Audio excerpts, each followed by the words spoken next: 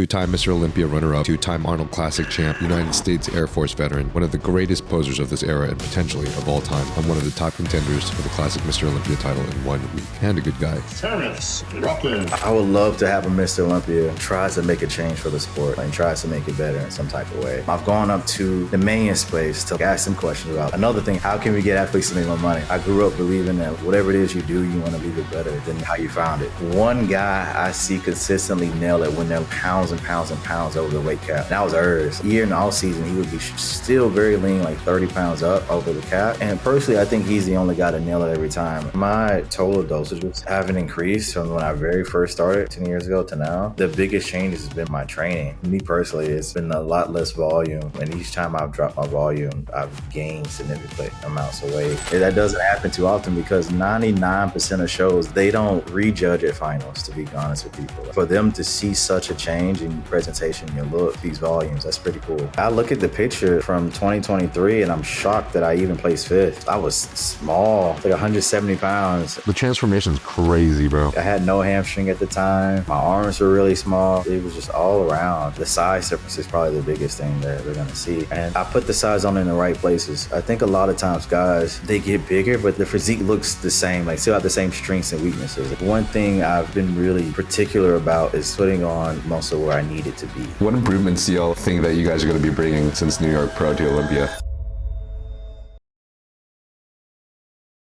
You gotta have tunnel vision when you're where you're at right now, bro. I was doing a bunch of reels, man. A bunch of reels? But sorry about that. No, you're good. What are the reels looking like for you right now? My girl was like, "Don't you have a podcast?" I'm like, "Oh shit."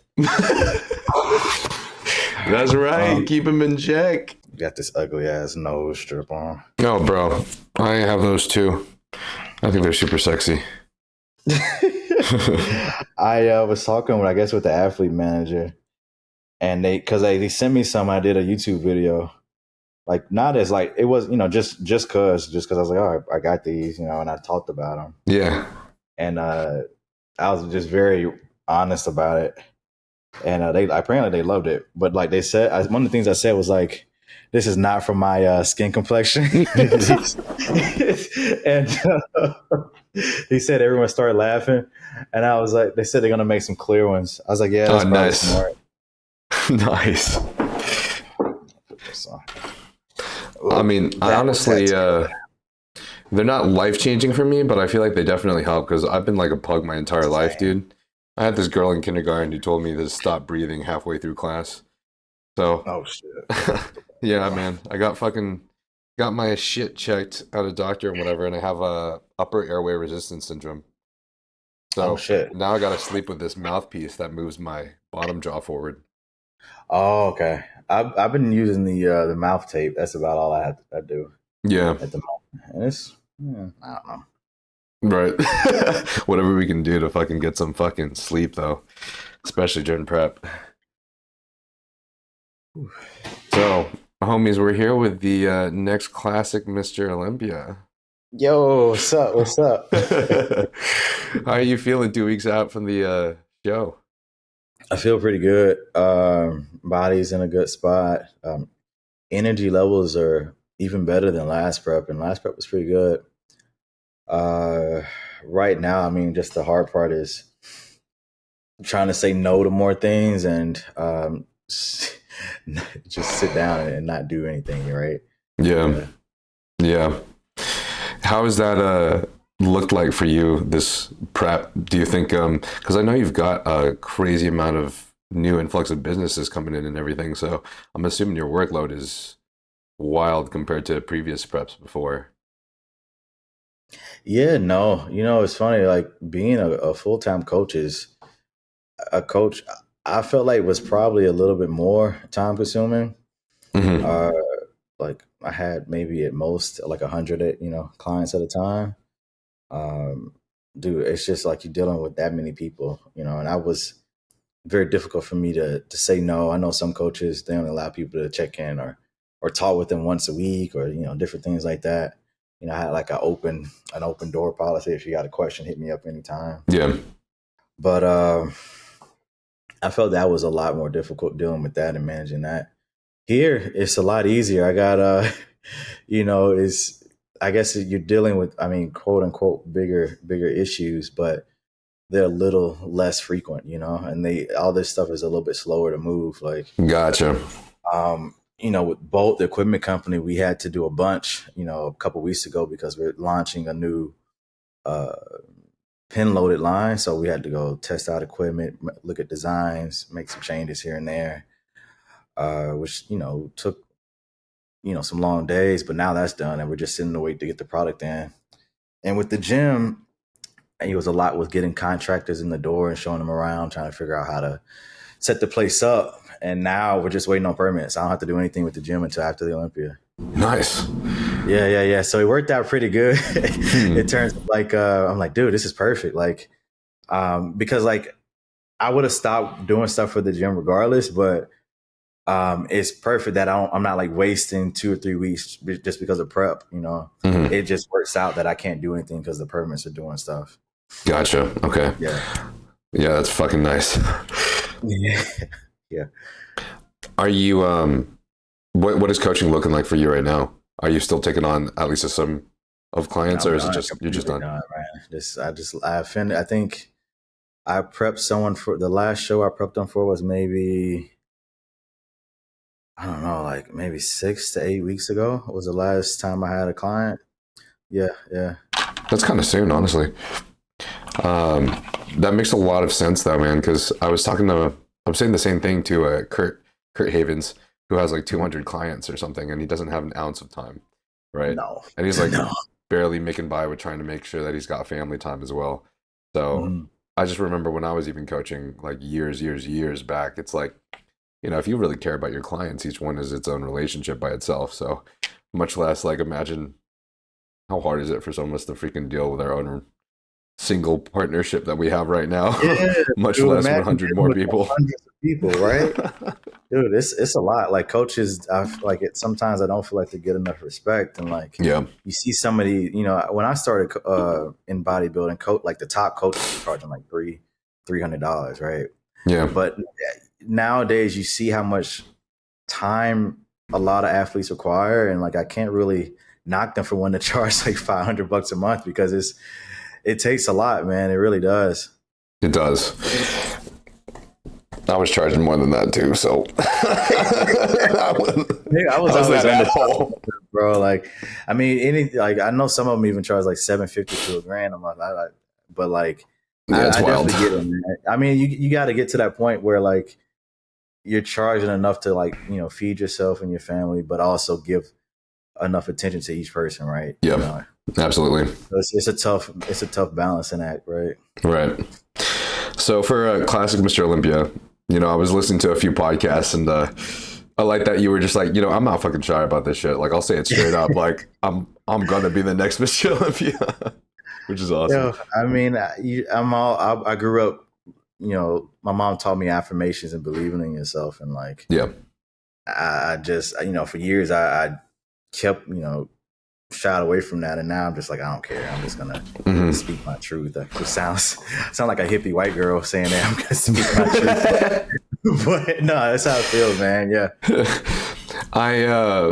My parents didn't teach me this, but my close friends Dion and my best friend Ryan that passed away, their perspective over life was a lot.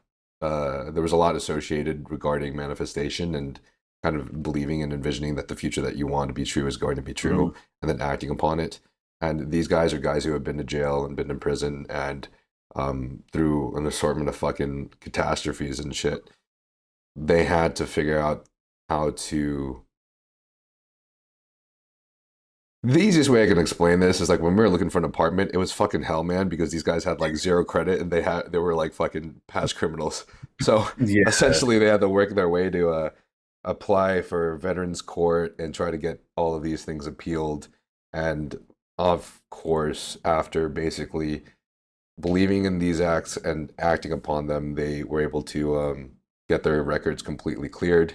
They were able to get money from the military for certain specific and private situations that occurred that were associated with potentially the reasons why they ended up in prison and etc. But basically they made everything happen, and now Dion's like making more money than I am twice as much more money than I am and fucking killing it, and and he's not fucking in prison and shit. So he's a Bro, I'm pretty sure there's like even like studies on this stuff where like writing things down and speaking things into existence actually has a positive effect on people. Like it's not just like hippy dippy stuff, man. It's like quantifiable things, right? yeah. So Yeah. I was having this conversation honestly last night, and that's why my fucking, my face is botched, because I just had my show yesterday. I always love that look, man. You fucking look like you're coming you up. look good, man. You're shredded. I like the posing routine as well. Thank you, bro. If you can tell, it was a complete tribute to you and your New York pro routine. It's I did see. I never want to assume, man. A lot of people do a lot of stuff. Yeah. But I do see some of it in there. It's funny, man. Was it McShadows that wrote the long post, or was it Yeah. Okay. I did not read the entire post. I'm gonna be honest with you, but I did watch the routine, and it was awesome. Thank you, bro. I appreciate it. Yeah. I haven't posted I think the actual music routine. I'll probably post it when I post about the show. But I just got to say, like, I've never felt more confident about my posing and everything. And I do got to give a lot of thanks to you, bro, because you've definitely inspired me like crazy with just how much work and time you've put into your posing and creating it into an art. And this is something that I wanted to say at some point anyways, but I mean, I feel like this makes the most sense and this is the perfect time. But like yesterday I learned just how important it is in classic physique for presentation, stage presence, and confidence, that it dictates your score. Because basically what happened was I came in for prejudging, and man, I was so dehydrated as fuck, man. I was dehydrated as fuck. So it's like, when you're so dehydrated, you can barely even pose properly. Like it's hard to even flex. Didn't have like the energy, and then we were really unprepared going into prejudging. I didn't get a chance to pump up properly because Christian and I kind of mistimed when they were going to go on stage. I didn't get a glaze on, or at least he had his little glaze, but it wasn't the same glaze everyone else uses. So everyone, the people in the audience, my people, him, even the judges after the show told me like, you didn't look like you were glazed at all on prejudging, which isn't the biggest deal, but lacking in pump, being flat, not having a glaze on, all these things obviously doesn't help make you look like you're going to pop. And what happened was at finals, I thought I was going to get like third call outs or something. Like I thought I was just going to be at the end of the lineup of 20 pros. And they ended up calling up my name to join the top 5 out of nowhere. And I was like, holy shit, what the fuck? And had me pose down with the top 5. And afterwards I asked, and they were like, you literally, I don't know how to explain this to you guys, but basically we thought that you had looked like a completely different person. It's funny, man. Like I love, I know a lot about judging now, and like for that to happen is like, I mean, you probably get it too. It's fucking rare. Mm-hmm. That doesn't happen too often, because like 99% of shows, they don't rejudge at finals, to be honest with people. Yeah. For them to see such a change in, your presentation, your look, speaks volumes. That's pretty cool. Thanks, man. And I mean, I really think it was all because like the second time around, I just felt I was just way more prepared. I was like, I learned from the prejudging. I'm like, all right, we're going to come here 30 minutes early. I'm going to just lay down at backstage and then start pumping up when I feel ready. Like when I feel it in my gut, get the glaze on. And then I also was well hydrated. So like posing was a lot more exciting and felt better, and more fluid. And then the whole time up there, I was thinking, Anton was telling me something, because, Anton just won the show, that C-Bum had told him previously. And it's an acronym I don't remember, but it's something that I kept in mind.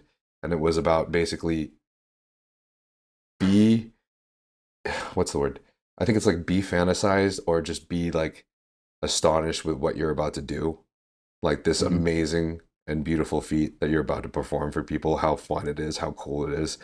And just use that to catapult you into the present, so that it just eliminates the noise in your head. Because when you've got that noise going on in your head and you're going up on stage, I feel like it's very easy for us to subconsciously like shake and all of these things. And you'll hear people talking and commenting about Anton's posing like, Anton like needs to practice his posing, or, you can see that he doesn't look super comfortable or shaking.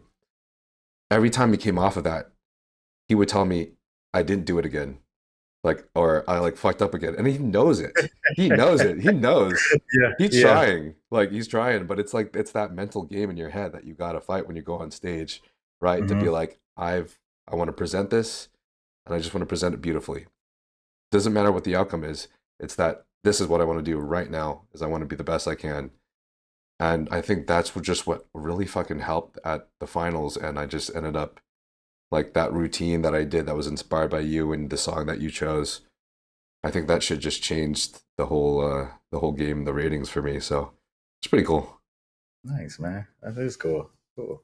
Yeah. So thanks for that, bro. No, thank you, man. No, I appreciate it, man. That's really cool. But I wanted to ask you, so hypothetically, if you were to win the new Classic Mr. Olympia title, what would you like to bring to bodybuilding as the new Classic Mr. Olympia? It's crazy, man. I've thought about that for years. Obviously, like I look at a lot of the past champs, and they're free to do whatever they want. But I would love to have a Mr. Olympia naturally, like, tries to make a change for the sport, and tries to make it better in some type of way, and uses that platform to advocate for, whatever it may be. Like, I've never heard a Mr. Olympia do really anything or say anything, in terms of the sport. Say, for instance, it could be like the first year I won the Arnold, I didn't do it. Ali took a different route in how he handled the prize money at the Arnold. Yeah. But for me, I was just very honest. I was like, that year I won $6,000. And I had someone ask me on Instagram, in my stories, like, are you going to do it again? And I was like, honestly, if the prize money is the same, no, I won't do it. It's not worth it, And then I'm not saying this because of me, because Logan's my buddy, but Logan likes to call me out, say, it's not you didn't do it. But like, next year it was $60,000, right? So, and regardless of whether it was me or somebody else, like, I spoke out about it, and respectfully did so, not tarnishing anyone or anything like that. I think a lot of times people are afraid to speak their minds out of fear of, I guess, retaliation. But there's a way to speak about stuff and do it respectfully, And every time I've done it, I've never had any issues. Like, I've flown up to see Jake Wood to say, like, hey, how about we offer every athlete an athlete's code going into the Olympia? They say they want to make more money. This seems like a very fair way to do so, right? No, like, if they bring more people, they get more money. Easy, simple, done. I've gone up to the main space to, like, ask them questions about, like, another thing, how can we get athletes to make more money? Like, I called every single Mr. and Miss Olympia before I went up there, right? And none of them really seemed too interested in, doing anything, right? Outside of that, man, like, we like to use the word ambassador. Personally, like, I think the real word ambassador, like, if you think about it in, politics and whatnot, is someone that leaves where they're from to advocate, to other people outside of their area, right? And, like, I'm not saying that previous Mr. Olympias have not been good for the sport and been a good role model for the sport and bodybuilders, but it's been a while since I've seen bodybuilders actually doing things outside of bodybuilding, right? I think Chris has done a great job. He's done stuff with what's his name? The Chris guy that does podcasts. He's done stuff with Jordan Peterson, a couple other people outside the sport. And that's what I mean, like, Williamson. Stuff. Yeah. Chris Williamson. Yeah. I mean, doing stuff outside of the sport, like, not just in it, right? Yeah. I would love to be able to do that. I don't know how hard or easy that'll be, but those are the two things I really want to kind of to do while I have that position, because I've seen even people where, like, they've won that title and then they don't say anything and then they lose it. And then they notice, like, the discrepancy from first to whatever place they get. And then they want to say something. And then I'm like, bro, it's too late. Because now it's going to look like you're bitching. But when you should have did it while you were winning, right? Because then it would have actually mattered a lot more. I see what you're saying. So, yeah, man, I just want to try to help as much as I can. I grew up believing that like whatever it is you do, you want to leave it better Yeah. than how you found it. I think that's a fucking awesome. I feel like that's one of the best goals that you could possibly have, to be honest, as a Mr. Olympia, because growing this sport is one of the things that, you know, all of us want to do. And we love this thing, right? We want it to grow. And I think there isn't enough people that kind of like reach outside of the niche. That's something that I even have trouble with. You know, I honestly, I've been doing the opposite, where literally I've been holding myself more and more into the bodybuilding niche as every year passes. And Yeah. it's been amazing to see what people like Chris Bumstead and Jay Cutler have done for the sport to help it grow. Mhm. Even freaking like Sam Sulek, to be honest. So Yeah. Yeah. honestly, I would love to see more of that, because as bodybuilding grows and grows and becomes bigger, it just becomes more exciting and more fun. And there's more people that relate to it and understand it. And that's the best part. Because I remember fucking 20 years ago, 30 years ago, people were just like, look at these fucking geared out freaks, man. These fucking animals. Dude, you know, They're it's not even weird. human. It's weird because like 30 years ago, it was actually going up. We were on ESPN. We were on like talk shows and whatnot. And then even Ronnie was on Jay Leno, right? Like you had Sean Ray on ESPN doing a special every fucking week. And then like somewhere in like the 2000s, that's when it just started to like be gone. Like not on TV anymore. Mm. Not anywhere on TV. So I don't know what really happened or how that came about, but we kind of hit a low, and I think we're going back up now. Like obviously we're still not on TV, but like Right. social media wise, we're reaching a lot more people. I wonder if that's because of like the aesthetic appeal, how it became a little bit more monstrous in the 2000s. It could be for sure. And I think too, man, a part of it has to do with direction and like leadership. Like guys like in those earlier days, like Joe Weider was great at like reaching out to getting bodybuilders out there and stuff like that. And it's because of the way the sport was set up. Mm-hmm. He had those guys under contract. They're under that Weider contract. Nowadays, they don't have that anymore. No one in Olympia is contracted. No athlete is contracted by the Olympia to do anything. Interesting. So I think that's probably the biggest difference. We had a person with a vision at that point. You know, Right. Yeah. Just the sport. Like a manager almost. That is Personally, interesting. I honestly think that Mr. Olympia should fucking have a manager. Yeah. Like, I don't know, dude. Like, bro, like you make them do, I don't know, however many events, maybe 3 events throughout the year. Mm-hmm. You know, I guarantee you, whoever's running the Olympia could easily set that up. You know, like they got the pull to do it 100%. Mm-hmm. Yeah.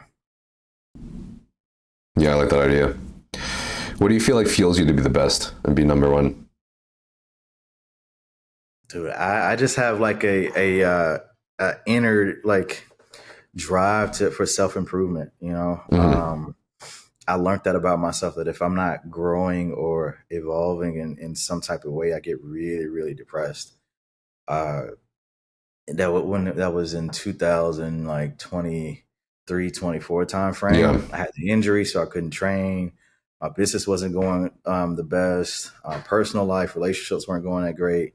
So there was like no avenue for me to like every aspect of my life was not doing great. Mm-hmm. But as soon as I had at least one thing that I was able to like actually push, like pour myself into, then things start to feel a lot better for me. You know, so it's just I don't know how I am, and I think in general a lot of men are that way, where we need to have something in life that we're working towards, whether it's our family or business or whatever it may be. Mm-hmm. I was going to say that, but I assume that you were on the same mindset as I was. Honestly, I do feel like it's probably one of the biggest foundations that are just required for us as men to keep going. One of the things that I think is kind of just like a necessary, that we have a purpose that we fight towards and that we grow.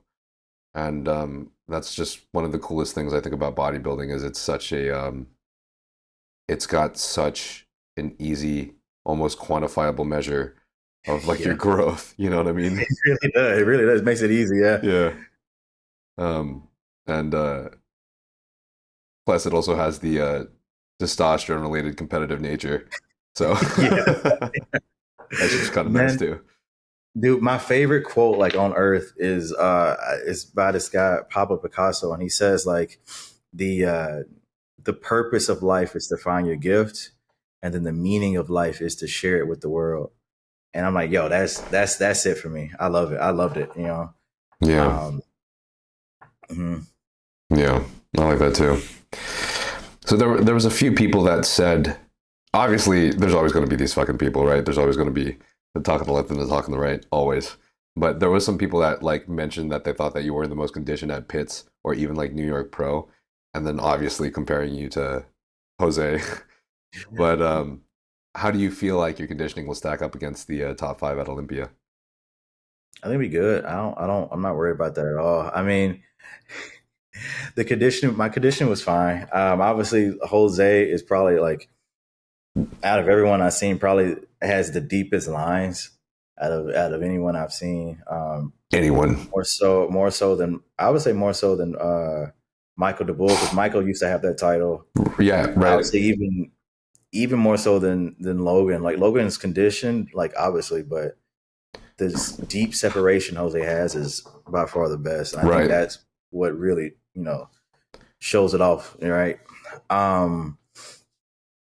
But yeah, no, even if you watch the recap video, even Tyler points it out. He's like, Terrence was conditioned, but he says either the lighting doesn't do it justice, and secondly, I'm standing next to like the fucking S tier guy. So I feel good. My condition will be fine. For sure. I love that Tyler said that too, because I'm not fucking afraid to say it. I'll just say it straight up. But I'm like, honestly, bro, in that lighting, especially at like the New York Pro, I think just you being black just made it harder to see your fucking lines, man. So the thing is, no one like I know cameras, man. So yeah, I know lighting. I literally have like fucking lights over here. So when I was talking with Gilco about this too, so when you're setting up stage lighting, right? What people don't realize is usually they have a model, and he's like in the middle. They try to find someone in the middle if possible. Mm-hmm. Sometimes they don't use a model at all, but if they do, so the lighting is specific for like the average looking, person. Mm-hmm. So if you're on the darker side, you're not going to you're not going to be the best. And if you're on the very, very pale side, you're not going to be the best. Right. So that's something you kind of have to think about. It's like the average of that. And usually I think 9 times out of 10, I'm the darkest guy on stage. So usually the lighting isn't going to be set up for me, because if it's set up for me, then it's going to be worse for the guys who are a lot brighter. Right. Mm-hmm. So, it is what it is. That makes a lot of sense. Luckily, the judges are in person. It's a little bit easier to see. Yeah. Right. Yeah. Plus, I mean, well, I wasn't there, of course, and I know being there makes a huge difference. Like, people were really shocked at Sam's. I don't know if you know Sam. Is his last name Paulquin or something, or Paulquin or whatever? No, yeah, I saw the show. I saw he got 14th. I was kind of shocked. Right. So, man, I don't know how much I could talk about this because fuck. I don't know what's private information and what's not. So basically what happened was the judges called me and Sam up to the top 5 yesterday to rejudge him and I.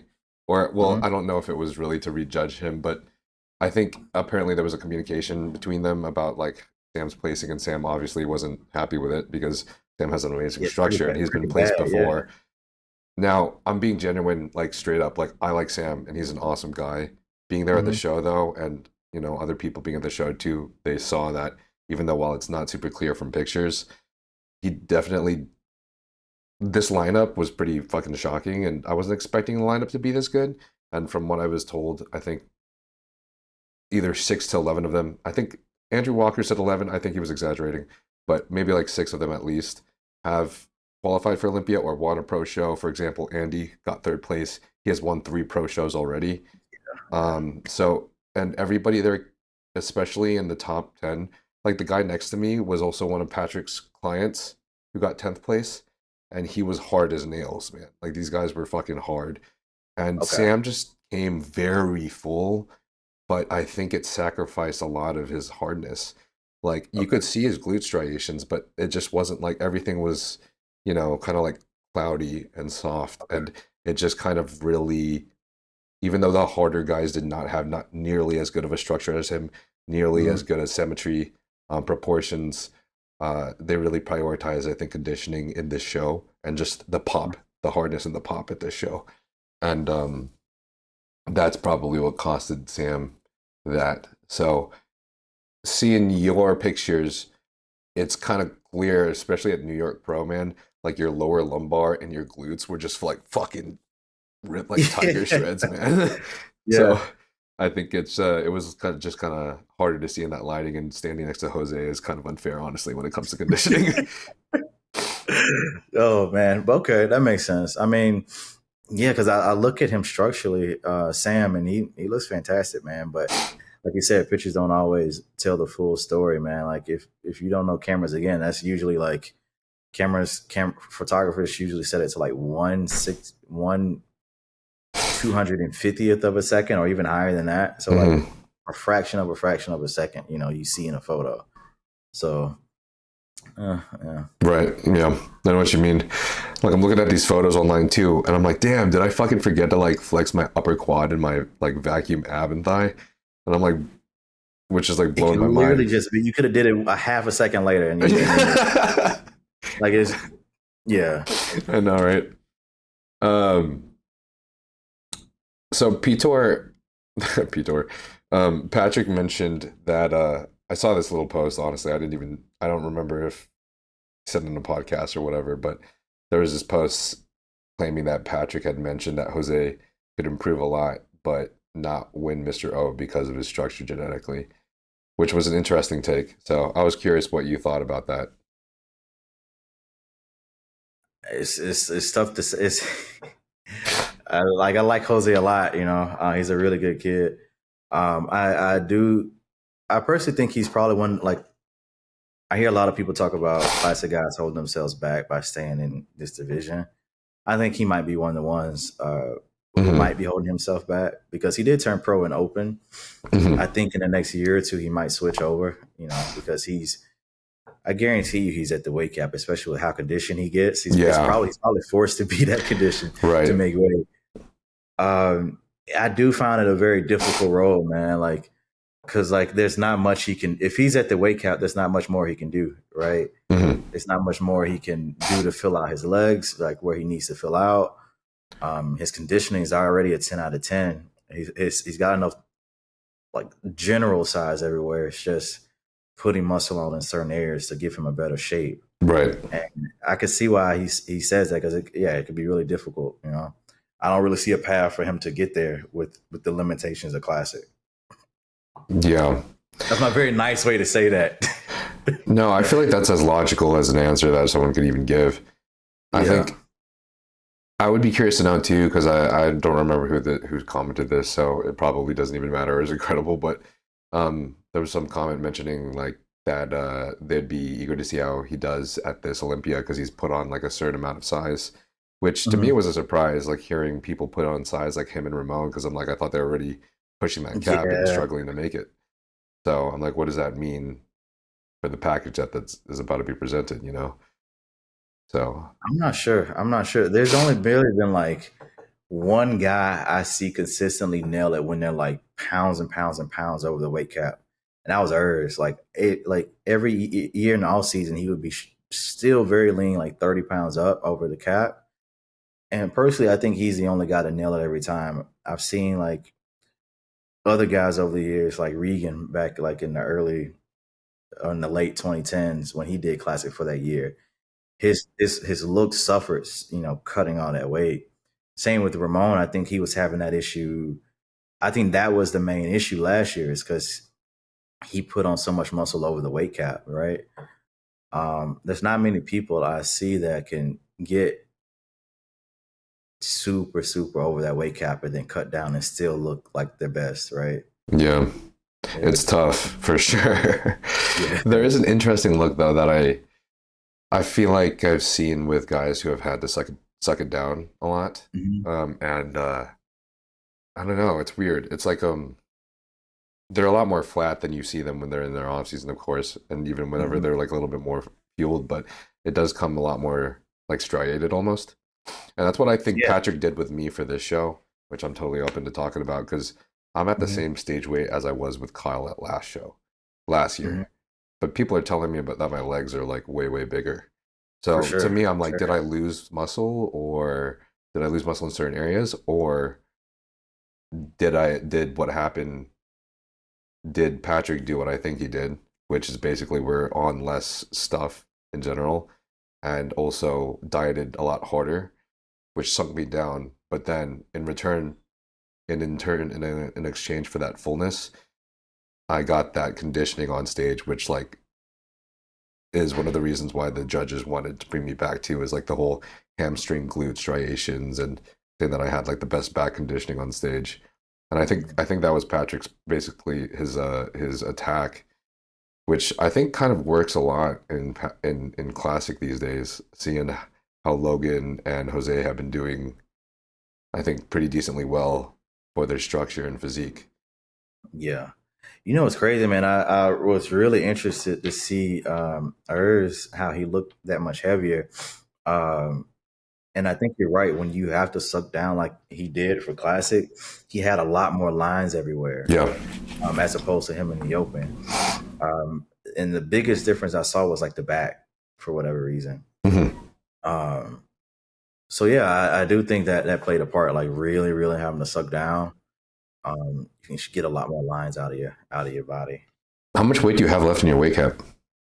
Well, I got my final weight when I was in Pittsburgh Wednesday. It's 182, and I'm right about 182 right now. So I'm fine. Yeah, I probably got another year or two. I mean, if Urs is getting 30 pounds over the moment, I got like 3-4 years left before I gotta really not anything. Yeah. So I was a little disappointed because I was hoping it was gonna be 187, but and that's your cap. 187 is your cap. 182. Going throughout the years has been a little different, and now I realize it's because of my hair was probably why I was getting that higher weight cap. To be honest, with you. No way. Like they push it down, but like it's only so far they could push down, right? But now I'm getting older, my hair is thinning. I'm like, shit, man. So, because like it started like it was always like I was always 5'5" and 1/4 for like, I don't know, like 10 shows, and then the past like 3 or 4, or it's been up and down, right? And I think that's the main reason, because my hair is not nearly as long as it was when I was younger. Interesting. Yeah, he measured me like a 1/4 of an inch shorter last time too, and I was wondering the same thing. I literally felt like what could it possibly be aside from like the fact that my hair is thinner in the back? Yeah, man, I was definitely a little that, and yeah, it is what it is. But yeah, the cap is 182, so that's what we're working with. Damn. All right. Cool. I've been training for over 15 years now, and I was too lazy to track anything training-wise for about the first 10 years, because science-based training's for pussies. But I kept hitting plateaus from burnout, fatigue, joint issues, and injuries, and other factors that at the time I didn't really fully understand, realizing not everyone is built to handle the intense and same workload and injury resilience as Tom Platz and Ronnie Coleman, sad face. I wanted to speed run that shit, but the reality is dudes that have always known their body best are the ones that have been lifting for at least a decade. Shit takes a long ass time to figure out. I started tracking all my training on the Notes app on iPhone because I don't know what paper is. Until recently, I started using the RP Hypertrophy app. The RP Hypertrophy app spoon feeds you step-by-step workouts tailored towards whatever your focus is, or you can customize the workout yourself. Well-educated coaches have always cost $250 to $500 or more a month. I'm paying $500. That's like 10 bottles of testosterone. But if you're not competing or you don't have the money to spend, the app will adjust your program for you every week to maximize your long-term growth. It'll base this on your pump, how fatigued you feel, how your joints feel, and more. It takes in everything into account, none of which I took into account in college because the only accounting I did was counting how many dumpies were in my class. Look, there's a titty. If you don't believe in science-based training, you don't got to do no 3 RIR shit. You can just hoist heavy steel and track it, because we all know that the people who say that they remember their weights, sets, and reps every week are full of shit. IMO, there's a sort of middle ground where you track your progress and make sure all the variables are right in your food, sleep, gear, progressive overload, and then you go to the gym and slam those heavy PRs until your blood pressure is higher than Miley Cyrus. If you're still unsure, They've got a 30-day money-back guarantee. So if you still don't like it and it gives you a bad tan, you can get your money back. That way, when you compete at your next show, your tan doesn't cost you the first place that you so well deserve. So go to the link in the description below, or you go to rpstrength.com/Nile and use code Nile at checkout. That's rpstrength.com/Nile, code Nile at checkout. Yeah. Considering how much everyone else is sucking down, then I feel like using that kind of like strategy where we come in even more like it's almost more flat but more defined, but you have more muscle maturity. Yeah, that you do have like quite a few years of improvement still. So that's fucking sick. Yeah, I feel good. People keep saying when I'm doing the open of the 212, I'm like, first of all, I'm probably never doing the open. You know, it's like they don't understand like the difference. I was like, I'm never doing the open. 212 is still a ways away as well. Yeah, you know, because they're like, oh, bro, you could compete with Keon. I was like, dude, I've been next to Keon. He's my height and like fucking 40 pounds heavier. It's not even close. We all just want to see the craziest fucking shit, man. We want to see the craziest fucking Terrence ever, bro. Open Terrence would be fucking wild. Open Terrence, I would, dude. Derek's I don't like Derek. I think Derek on stage, I don't know how heavy he is. He's like 230 maybe, or somewhere around there. Something crazy. That's 54 pounds I would have to put on. Dude. Holy shit. Do you know how how like 50 pounds my entire career? Do you know how heavy Nick Walker is on stage? I think he's like 270 maybe. So yeah, maybe that's 280, fucking maybe crazy, 280. man. Bro's like, Something like 5'7" or something too, right? Or 5'6", yeah, 5'7". Dude, he's thick. Yeah. Straight up just like 100 pounds of muscle more than me. That's cool. That's chill. More than I've ever put on in my entire lifetime. Man. So I really enjoyed my podcast with Hyacinth, by the way. He's actually fucking super. Yeah, sick. I watched it. Yeah, it was good. It was really good. I was wondering what did you guys do to peak for New York Pro and improve your package from Pittsburgh? You know what's funny? So Pittsburgh, apparently they said we came in a bit flat. So I think we did cardio just maybe 2 days after. Well, first of all, I ate a lot of food at the show. Sushi, some pizza, Brazilian steakhouse. I think that was everything I had. I hopped back on cardio the next 2 days, and then we pulled it. We just came in fuller because the cool thing is like the day after Pittsburgh on Sunday, the judges said, man, you look so much better than yesterday. You need to come and looking like that. And I'm like, oh, okay. So that's what we did. We came, we were just like 2 pounds heavier than Pittsburgh, but it definitely looked a lot different for sure. What did you guys end up eating? What was the meal plan look like? Same thing, man. He always gives me cream of rice and protein or some rice and a little bit of meat. He's one of the few coaches that I think does that, like does the whey protein, because most coaches are like firmly against whey going into a show. Right. Yeah. Patrick actually gave me. He had some whey in the very beginning of peak week, but by the time it was like the last half of peak week and maybe like probably even like Tuesday or whatever, like I'm pretty sure it was all just eggs, lean beef, chicken, salmon, maybe some white fish. He'll give me. I remember not meat, but egg whites and rice, or whey and cream of rice, and it's only like 15 grams of whey with the meal. It's not like a lot at all. Gotcha. Or 100 grams of egg whites with the rice, and we eat that like every 2 hours or so. So I think maybe I ate eight meals that day. That's all he does. He does basically the same meal all day. Yeah. And yeah.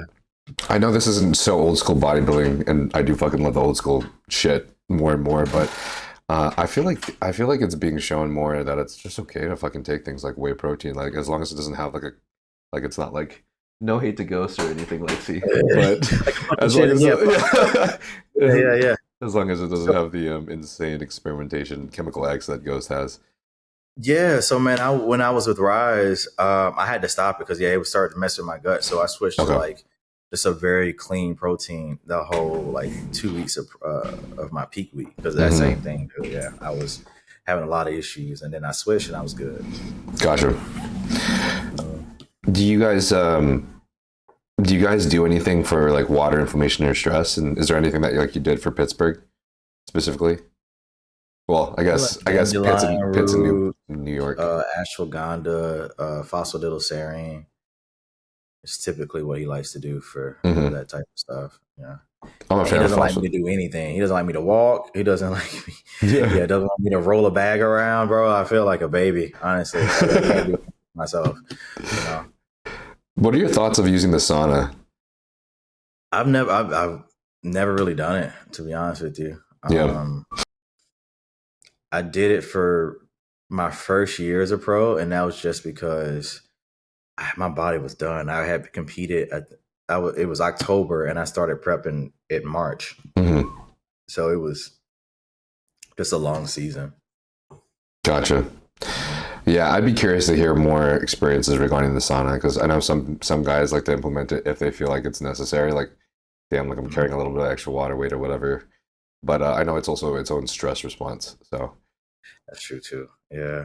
No, I don't have any experience. I'm always too nervous, man, because of that. Yeah, I'm like, I don't know how this is gonna affect me. Yeah. I don't know if I'm gonna flatten out, anything like that, right?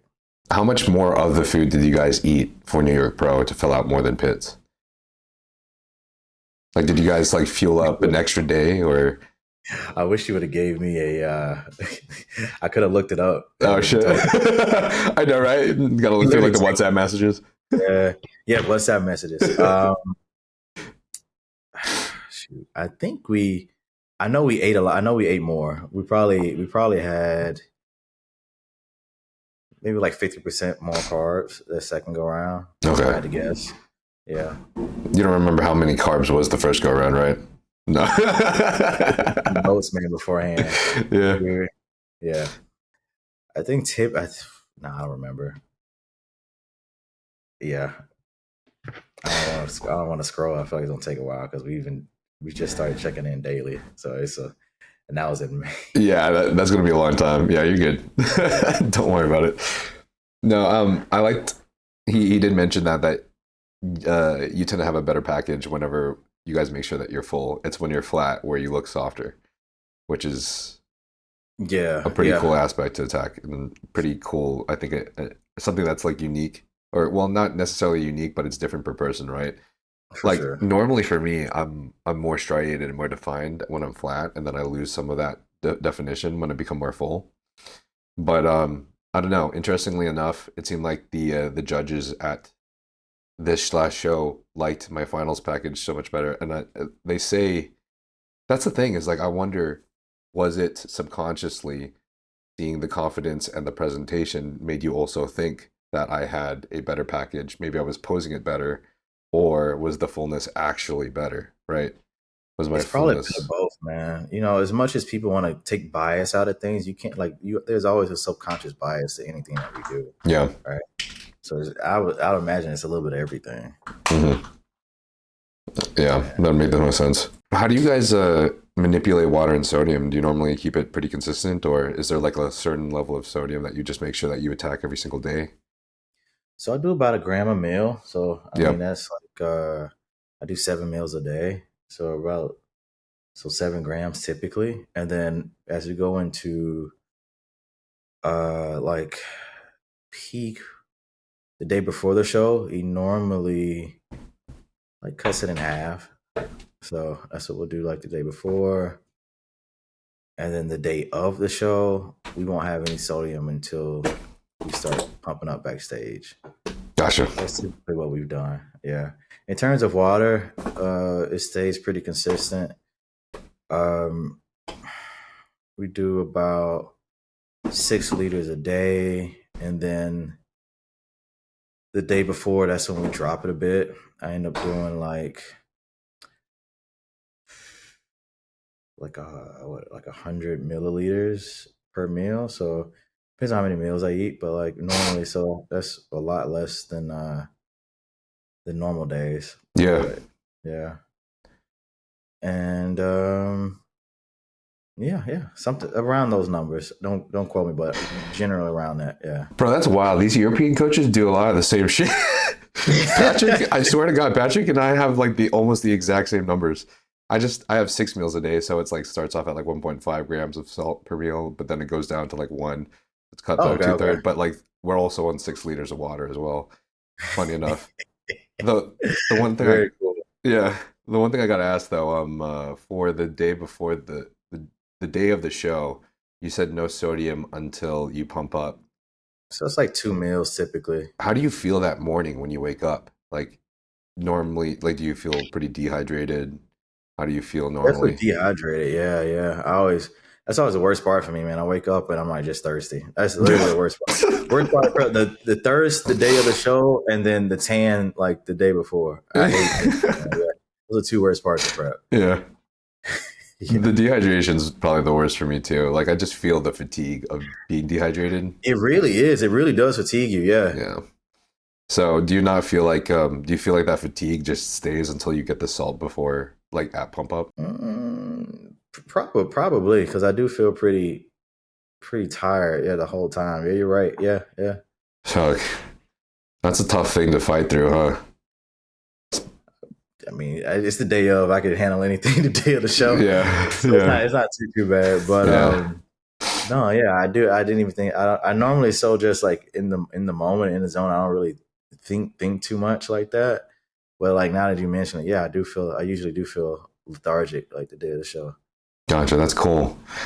For me, I'm definitely a little bit more in my head about things. So like the day of the show, if I'm, because we're feeling dehydrated and I'm feeling fatigued, it gets me in my head about like, man, am I going to be able to like pose properly on stage? So I'm always like in the mindset of like trying to like recuperate energy. How can I get my energy back or whatever? And unfortunately for yesterday, it took kind of like, it just only kept improving the entire day, but it took a while. So with prejudging being at 11 a.m., I was still really fatigued by the time I went on stage, and it kind of showed. But I think that's just something that obviously I and maybe some other competitors that have shared the same experience will probably just have to play around with and figure out. But yeah. I'm so like hands off. Like it's almost to a fault to be honest with you, but I get so hands off when I have someone managing something to the point where like it's just not in my head. Like if you're doing this for me, then you deal with all the stress and all the everything, and I'm just gonna go. And I don't know if I don't know if it comes from the military or what, but that's typically how I am. Sounds pretty military. Yeah. It's just don't think about it. But What improvements do y'all think that you guys are going to be bringing since New York Pro to Olympia? Dude, I think I brought up my hamstrings even more. I was really, really happy. Joe was in town, hypertrophy coach. Yeah. And I was really, really happy with that. That's awesome. I made some changes to my back double bicep, which I was really happy with as well. Like, I was looking at the New York Pro, and I was honestly I was happy with the size, but I wasn't happy with the detail in my back. And I'm like, I've seen pictures over the years, and my back looks very different from like show to show. And it was a posing issue, right? So I finally figured it out, and it's something Joe had been telling me for years, but I didn't want to listen. Trying to find the picture. I sent it to him the other day and said, "Yo, my bad, bro. Like, I should have listened to you years ago." Where is that shot at? I don't know if you'll be able to see it. That is probably really tough to see. But oh no, it's not that bad. Oh shit! Like I stopped arching my back so much, and I stand up a lot more straight up top. Right? Yeah. So like there's a lot more detail I feel like in my lats and in my erectors. Oh, look at that. Yo, I got normally I was like arching my back, and now I actually come up. Interesting. Yeah. Have you I don't want to no, you probably already like experimented enough, so this is gonna be confusing. I've tried something with my own posing with the back pose too, and it paid off at the show. Because they had me pose with the top 5 as well, and it was cool because my back pose had more depth than I think maybe 3 of the guys. That's what stood out the most to me when I was looking at your pose. And I was like, "Holy shit, his back is really good." Thank you, bro. Appreciate it. So something that I found out though is like there's some guys that will like breathe in to make their back look bigger, but that takes away a lot from detail. And obviously there's also guys that'll try to arch as much as possible, maybe to try to get more detail. I've noticed for me, the thing is like, I actually have to, I almost do the thing that I see C-Bum doing. Now, I don't know if this is exactly what he's doing, but like you sit back and then you crunch down on your lats. But in order for me to do it properly, I can't have a lot of air in my lungs. And Okay. which sucks because for a lot of guys, that's kind of like where they get a chance to breathe is normally their back double bite, and then you see their gut come out. But for me, I kind of have to keep that state in and keep that tight. And by doing so, it keeps the detail, especially in my lower lats. So then the only thing that is lacking for me that they want me to improve is like the rhomboids, which is the upper mid back. But doing that has allowed that bottom V to like pop out. And I don't know, I find that interesting that y'all's new method is like you're standing up straighter. I'm wondering if you've ever experimented with like trying to do that whole like crunch down on the lats, or like a method that's a little bit more similar to think C-Bums. about bringing it down, if that's what you mean. Yeah. I also thought like in the New York Pro, I was doing what he was doing. Personally, I feel like he arches a lot when he does his back double, his upper back. Mm-hmm. And so I was trying that, and I guess depending on the way your muscles are shaped, whether you insert, like you just try both and see what looks best. Yeah. Because I'm not a huge fan of it for my physique. Gotcha. Yeah. That's dope though, man. It's so fun if I see how posing changes your physique, because it can make a world of difference, man. Yeah. Really, it's crazy. It's nuts. But then when we're actually like on prep, we're so fucking exhausted to pose, man. I swear to God. Yeah. I'm definitely practicing a lot though, because I know they're gonna have us pose a lot. 100%. Yeah, without a doubt, we'll probably do 3 to 5 rounds of posing. They fucking work. They fucking work, y'all, man. They even work us at muscle contests. Dude, it's the best feeling in the world when you're up there in the first call outs and you guys are going through rounds and rounds of posing and you feel good, and you see the other dudes start to get fucking winded. Yeah. No, I know what you're talking about. It is a good feeling. How do you guys, what does posing practice look like for you each week? Honestly, it's pretty simple, man. Like I practice in the off season. I usually just do like 1 round, maybe 2 usually 1. If I want to do more just because I want to try something or see something, then I'll do that. Mm-hmm. In prep, I'll start to do like 3 rounds, and then I'll start, time wise, very, very short, and then I'll crease the time. I'll crease how long I hold each pose, but I don't never do more than 3 rounds, but I'll hold the pose a little longer each week. The other thing I like to do, man, is I'll do all the bodybuilding poses, because I'm like, I would rather do too much, in practice, because that'll just make it easier for when I'm on stage. Because like, oh, now I don't have to do a front leg spread, a back leg spread, or most muscular, or gotcha. So there's like half the amount of poses, and so I'm just on top of that. It's just a lot easier, right? Yeah, so, that makes sense. That's typically how I do it. So 3 rounds, all the bodybuilding poses. I probably won't ever go over 10 seconds of holding each pose, to be honest. Mm-hmm. And that's about it. Yeah. Gotcha. There's been like some new, I think one of the important things for me to learn recently has been like the whole keeping in mind, like say an 80, keeping on everything at about 80% when I'm on stage. Because I've noticed for me and Anton, it's too easy for us to like overdo it and overpose. Yeah. To the point where like you're shaking a bit. Yeah. Okay. Yeah. What are your thoughts on that? No, for sure. That is a thing. You can flex too hard and you start shaking. I mean, the easiest way to do it, man, is like, say for instance, like you do a couple body parts at a time and you just look at it. You see how hard you need to flex to get the detail out of it, right? Mm-hmm. And that's how hard you need to flex. Yeah. Right. So that's the easy way to kind of check if you're doing things, doing enough. Yeah. It can definitely just be challenging as you're like, especially when you're first starting off and learning it, by trying to keep on like everything on, say like in your back pose, like make sure your hams are on, your glutes are on, your fucking calves are on, your back's on, like making sure everything's on at the same time. That shit can be fucking tough, dude. Because I swear, like I'll turn my back, my lumbar on, my hamstrings on, but then like my glutes will turn off a little bit. I'm like, fuck, man. No, it is tough. It tough. is tough, man, dude. It is tough. 100%. Like, especially if you don't have a good mind muscle connection to a certain body part, it's like 10 times harder. Yeah. Yeah. Because I struggle, dude. I still sometimes struggle to this day with my obliques because I think my worst mind muscle connection is with my obliques and my upper glute and like the side poses. So like it's a struggle, man. Everything else I feel really good. Biceps are not great, but they've gotten good enough to where I can get them now. Nice. But the easiest for me is my posterior chain, like the glutes, the hams, the back. That's always been pretty easy for me to get. I'd have to say the abs is probably pretty tough for me too.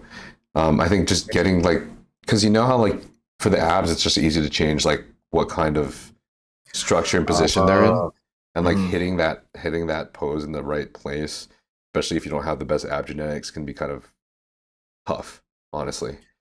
That makes sense. So Yeah. it's like making sure you're hitting the right percentage of like in versus out. And that's something that like no matter even after like years of posing for Instagram to like look shredded for like videos and pics, still it's like I don't hit it perfectly every time. Yeah, I get that. Yeah. I was wondering because we're always fucking hungry, depleted, tired, and weak and everything during prep, which is fun, especially when you have to do like an hour of posing practice. But pros of practice. how do you manage cortisol? Like, how do you rest and relax? I'm a pretty chill person as it is. I mean, I chill. Like I was working on reels. That was relaxing for me earlier today. Or playing video games. Because right now, dude, I feel like it's been like for me, it's been really difficult to focus on anything. Like I've been trying to watch TV shows, and it's just like I'll have the TV show on. I'll get distracted. I'll put something else on. I'll grab my phone. I'll scroll through some Instagram, and I'm like, I just feel like I've been on Instagram way too much lately. So I was like, okay, let me play a video game so my hands are nice. Occupied, right? Yeah. So that's been my best way to for stress relief is just playing. Like I play a lot of RPGs, so just doing that. That's awesome. I fucking love RPGs, bro. Dude, yeah. Right now I'm replaying Cyberpunk, so I'm going back through that. Nice. Yeah. I used to be a huge RuneScape and SOTOR fan. I played RuneScape. Yeah, RuneScape was literally the first RPG I ever played. Yeah. Same. For sure, bro. I've been waking up in the middle of the night to grind to fucking cut wood and fucking kill spiders. Dude, I'm shocked it's still around, man. Like every time I hear about it, I'm like, what the fuck? Right? Bro, it's blowing up right now. My friend Sony, Michael, who is he's a gamer streamer and he's like doing RuneScape right now. He used to be like WoW's best warrior, but or Torn warrior. But he showed me the screenshot. There's this guy who's using my name on RuneScape who's got like almost max stats everywhere. And it's straight up just like Nile space Niga. I'm like, the fuck, dude? That's a little weird. That's wild. It's good. At least it's good, right? I don't know what this guy looks like. I hope he's fucking jacked. Holy shit. Oh, but yeah, I mean, that's about all I do, man, right now. Yeah. But I really do enjoy working, which I, when I hopped on the podcast, it was like I need to say no and not do as much because I find it a lot of fun, man. Just doing stuff. Yeah. I don't know right now. Yeah, man. I'm glad. I think it's cool to hear you on podcasts too. Like I really enjoyed the podcast you had with Classic Physique Radio. I love that Jarek started that too. I've been waiting for one of those. Yeah, man. I've been happy, man. Like basically like the way it came to be was like I've been wanting, like I tried one like last year, but me managing myself, I was like, I can't do it, right? So I put it out on my stories, like someone should do this. And then my buddy Nick Bagley was like, oh, bro, I'll do it. And I'm like, well, yo, I just want to show up. Like if you can manage it and do whatever, let's do it. And then I chatted with Alex Toplin because I liked his podcast a lot. Yeah. And he's like, he gave me a lot of advice. He was like, yeah, you're going to need like a minimum 4 people. And then you'll need an extra 3 people for when anytime a couple people of those 4 can't make it. And Nick, shout out to Jared. Jared's been on there consistently. Shout out to Nick. who put it together, and who was staying on top of it. Mm-hmm. So I love it, dude. Because I wanted a place for me to talk about classic physique, and like there was no podcast for classic, right? Right. There was Men's Physique has Men's Physique Radio, Bodybuilding has Fluids podcast. Yeah, which is massive for classic. Right, and that's kind of something that I wanted to help contribute to, because I just want classic to continue to grow. Just because C-Bum's not in it anymore, I don't want it to be any different, True, I wanted to be just as hyped, I wanted to be just as loved, and given its flowers. And so that's like why I've been trying my best to like have more and more classic competitors and classic guys on the podcast, because I just really want to help contribute to that. So when I saw Classic Physique Radio came out, I was just like, oh, let's go, let's push this shit. We got one popping up tomorrow. We got an episode tomorrow we're filming, so hopefully we'll probably talk about the shows and whatnot. Looks like right now they want to do once a week. Mm-hmm. I always like success leaves clues, and I'm looking at Men's Physique Radio, and I know they do at least once a week, but sometimes they just hop on like that to cover something. So I'm trying to get them to do that, but they got kids and lives and families. And Yeah. Like, I'm just sitting here by myself all along. Like I can do it any day. It's funny as shit. Honestly, that kind of brings me to ask, how do you feel regarding your relationships and just your relationships with friends and family when you're on prep? Right. I think these last 2 or 3 weeks, I think my relationships are good. They all understand. I've been doing this, I don't know, since 2013 now. But it does kind of suck. Like during this part of prep, like I talked about having a hard time focusing and like paying attention on one thing. Like I have to keep my conversations brief with them, because like one, I run out of stuff to talk about pretty quickly. Yeah. Or I'll get distracted or thing like that. So. And it's funny too, because like I want to talk to them, but I know if I call them, I'm not gonna want to be on the phone very long, and I'm not gonna have much to say. Yeah, I mean, like it would be nice if they were in person and you could just be in their presence. But it's like but I am getting better, because in the past I didn't know how to politely hang up the phone, so I'll just kind of get irritated, like with them being on the phone with me for like forever. So now I'll say we'll chat. I don't know, but now we'll chat, and once I'm out of stuff and once they're out of stuff, I'm like, hey, all right, talk to you later, just real quick. Yeah.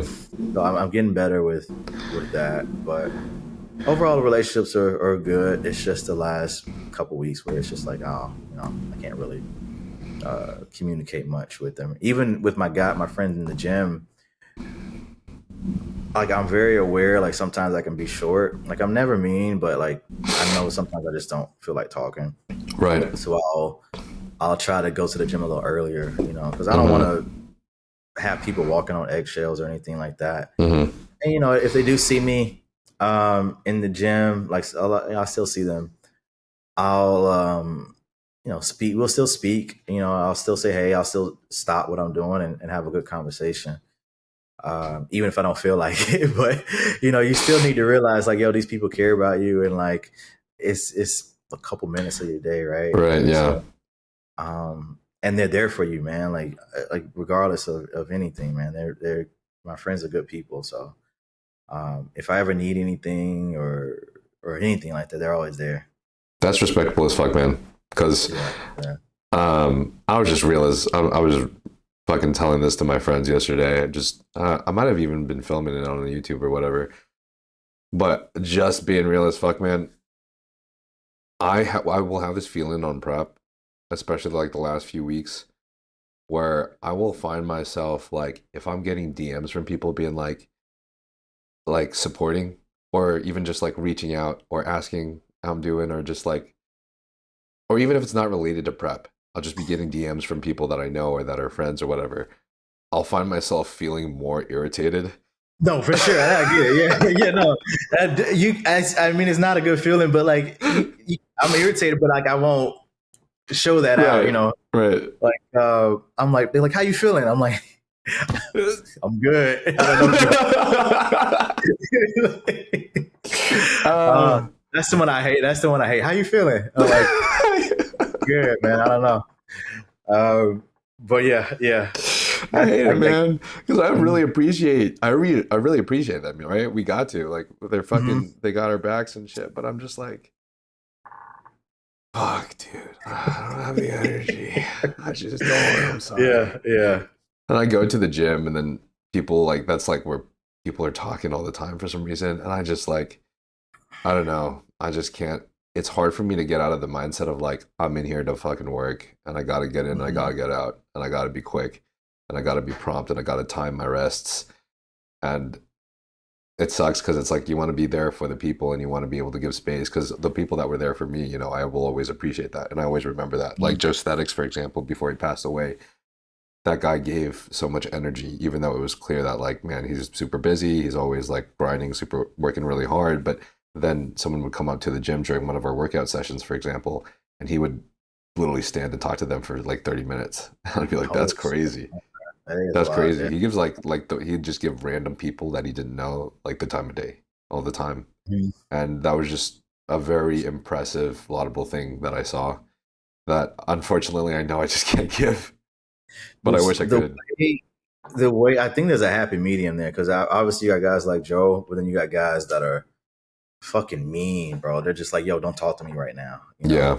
And for me, like, I like to, if someone comes up to me, I'm more than happy to chat with them for a bit, but like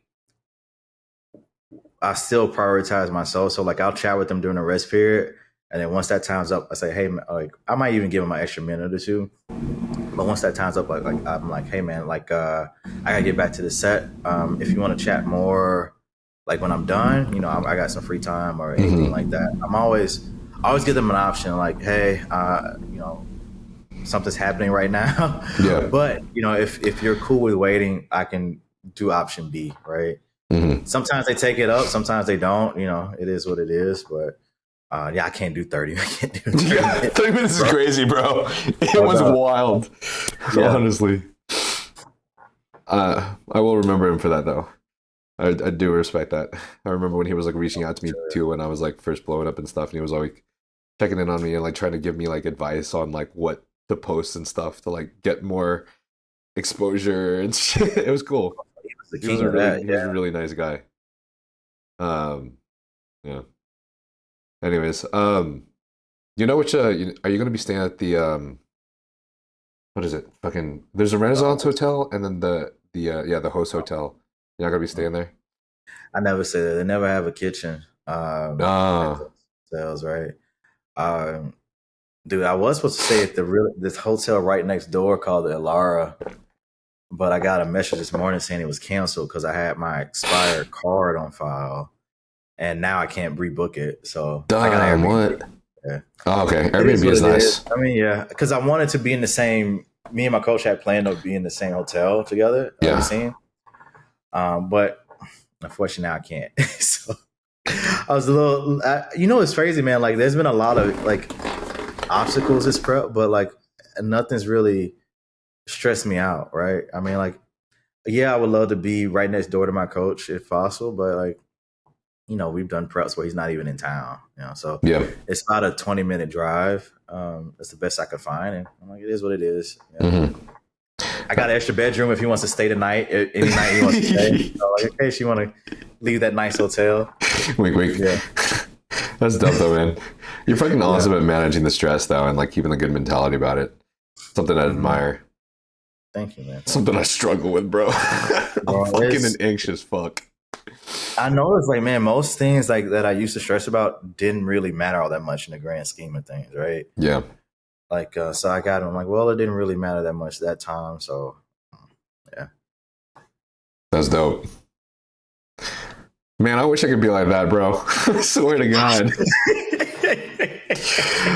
I'm pretty sure next show I'm going to have to take some Nabivol or something before I go up on stage prejudging because I'm about to die out of a heart attack. Bro, do you listen to anything or do you have like anything you do backstage like before you go on? I fucking should. I remember when I was getting my pro card, I used to just listen to like my favorite songs and just like that. Meditate. I listen to like stuff like that. I listen to relaxing music, whether it's like ocean waves or classical music or whatever, lo-fi. something, man, to keep because I don't get nervous, but I get anxious. I hate waiting around. I get anxious really from waiting anxious. around. You go on stage and then you got to wait an hour to go back, and I'm just like, what do I do with myself? Yeah. So I think that helps me. Yeah. Cool. That helps, man. I really appreciate you actually suggesting that, because I think the problem was, there's no knock to Christian, because I just couldn't have done this without Christian. And obviously, you know, he helped me put together this routine and helped me get confident with the posing, and I just have so much thanks to him. But he definitely tends to be a high energy individual backstage. Dude, I don't need that. No. So I'll just communicate with that with him, that like I just unfortunately probably won't work very well with that next time if he is around. But the ocean waves, I think, sounds like a lot better of an attack for me next time. Yeah. I think Nick talked about that with one of his coaches. I think with Dom, he said he was just too high energy as a coach, and that's why he likes Kyle a bit more. That makes sense. Like, I think, yeah. So it's totally fair. What do you pack with you to your competitions? Like, what are you going to pack to Olympia? I need to get a list together. It's me all the time. Yeah, I mean, clothes. I actually like to bring all my food for the most part. So I'm going to cook everything here. Yeah.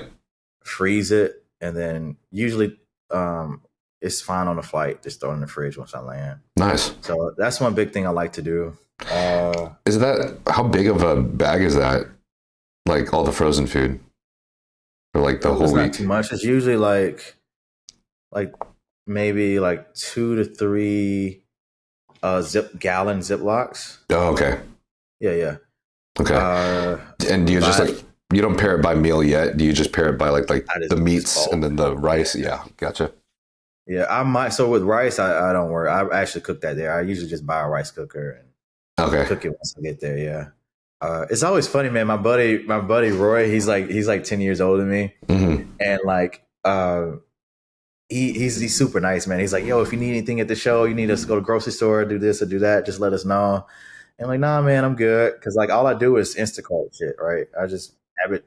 I feel like prepping is so much easier now. Like, I listen to like Lila Brada talk about it, where they would bring their wives overseas to shows, and their wives would have to go like rush to the meat market to go get meat, because they would run out because of the bodybuilders, or like he would have to bring his water jugs with him overseas.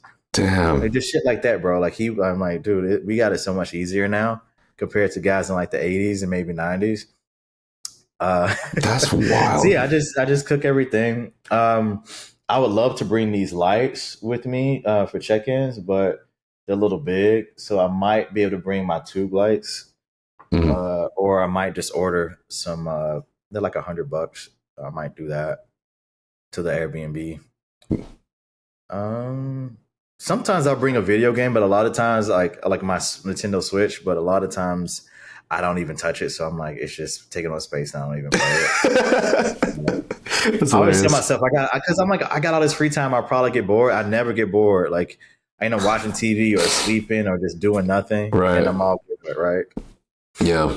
So I think that's about everything I'll bring. I feel like I spend more time almost sometimes being more particular about like every, like, I don't know, something about peak week with like every meal and timing and just supplement I have to take at a certain time. I feel like that ends up taking like a majority of my day somehow.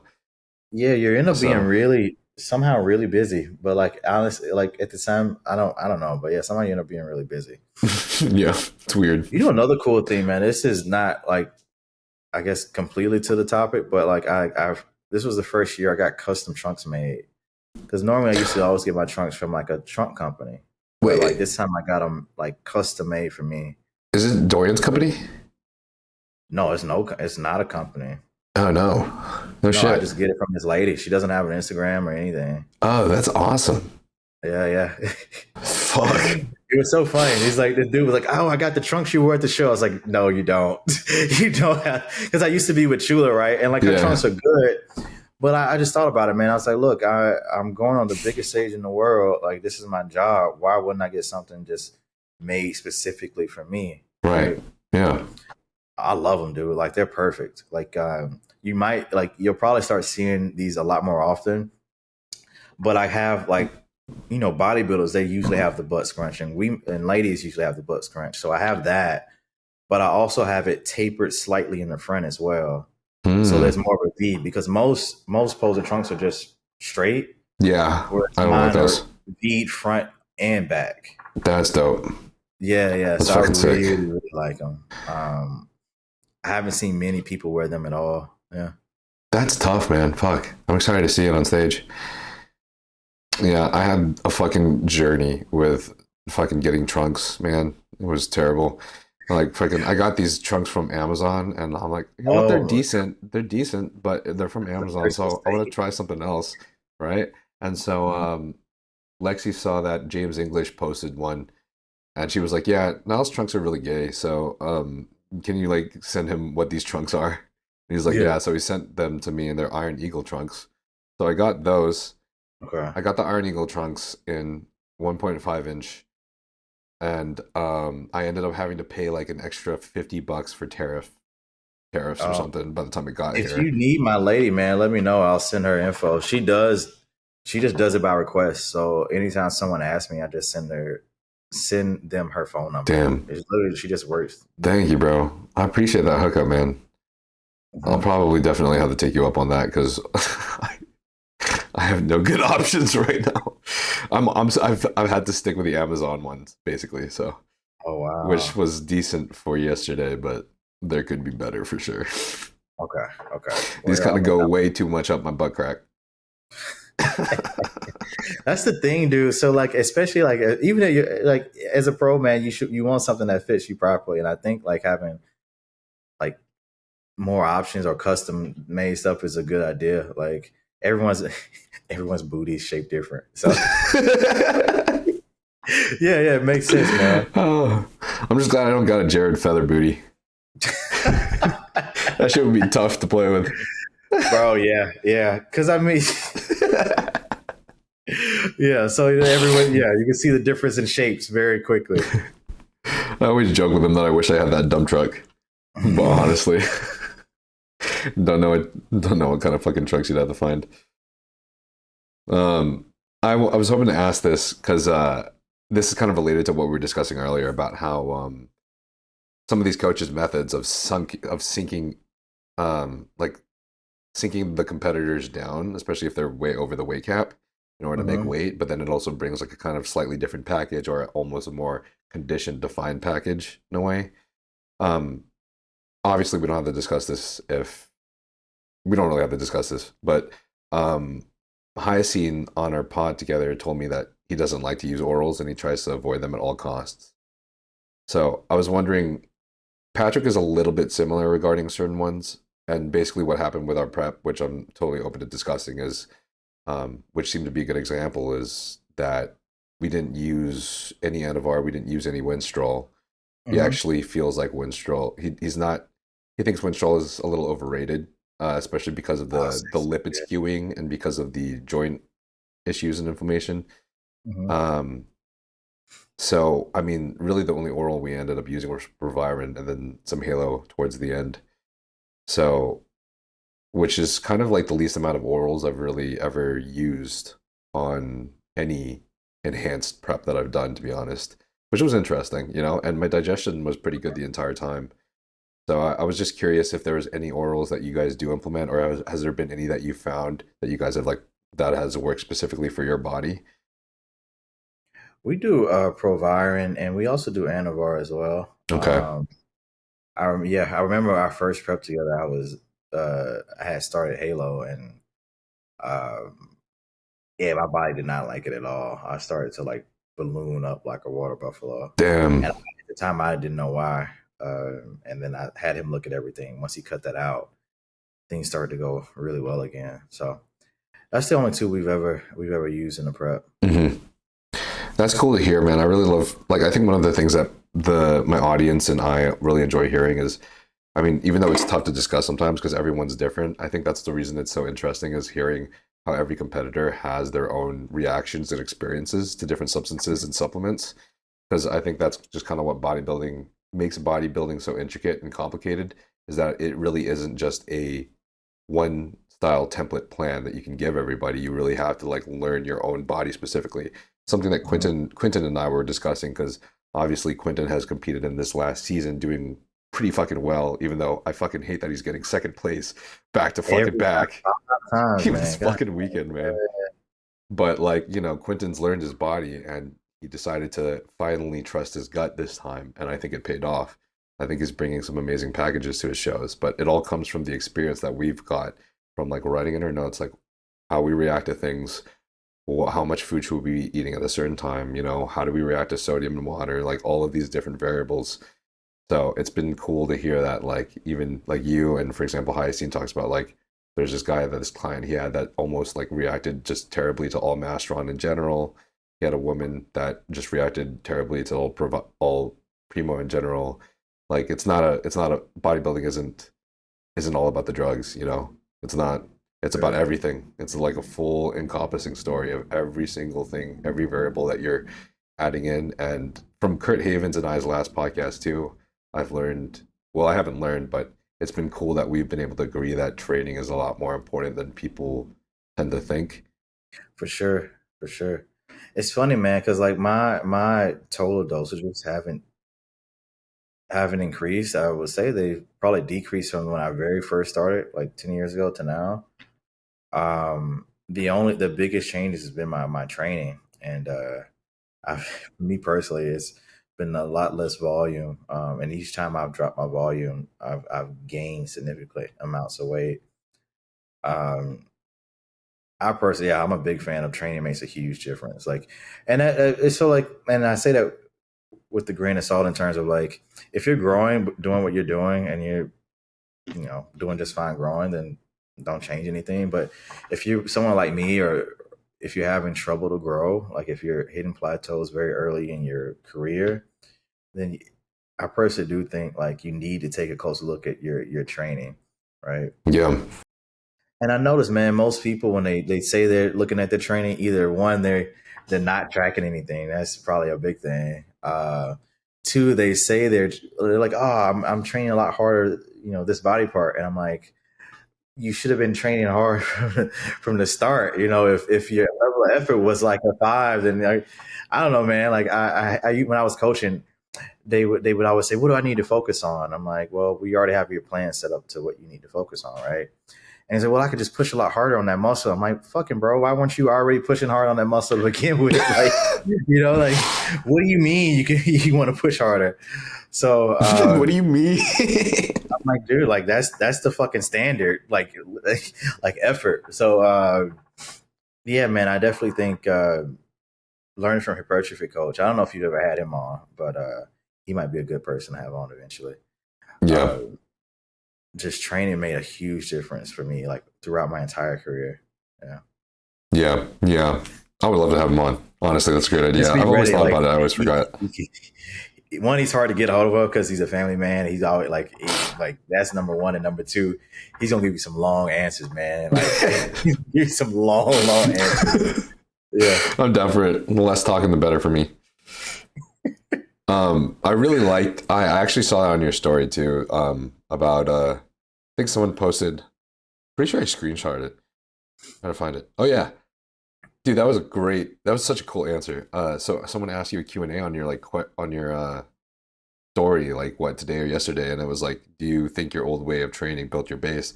And you said, I got up to 157 with very high volume 6 times a week and plateaued for a year. I got up to 170 on a PPL variant 5-day split installed. Now I'm in the 180s training 4 times a week. We'll keep you updated if weight gain stalls with this. And then you got a little text, next time is full body once a week. Well, dude, that was the best way for me. That question was a little, I know a lot of people ask, that's the thing in bodybuilding, like, oh, he didn't build his base doing this program. And I'm like, okay, well, how can I explain this to him in a reasonable way? Right. And that was the best way I could think to like explain it to him, you know? Right. I'm like, what the fucking base is, to be honest. That's such an interesting question to me, because I'm like, you guys realize that most of us improve. Like, we all improve. We all get better. Like, we all do things that we wish we were doing, like, probably 10 years ago.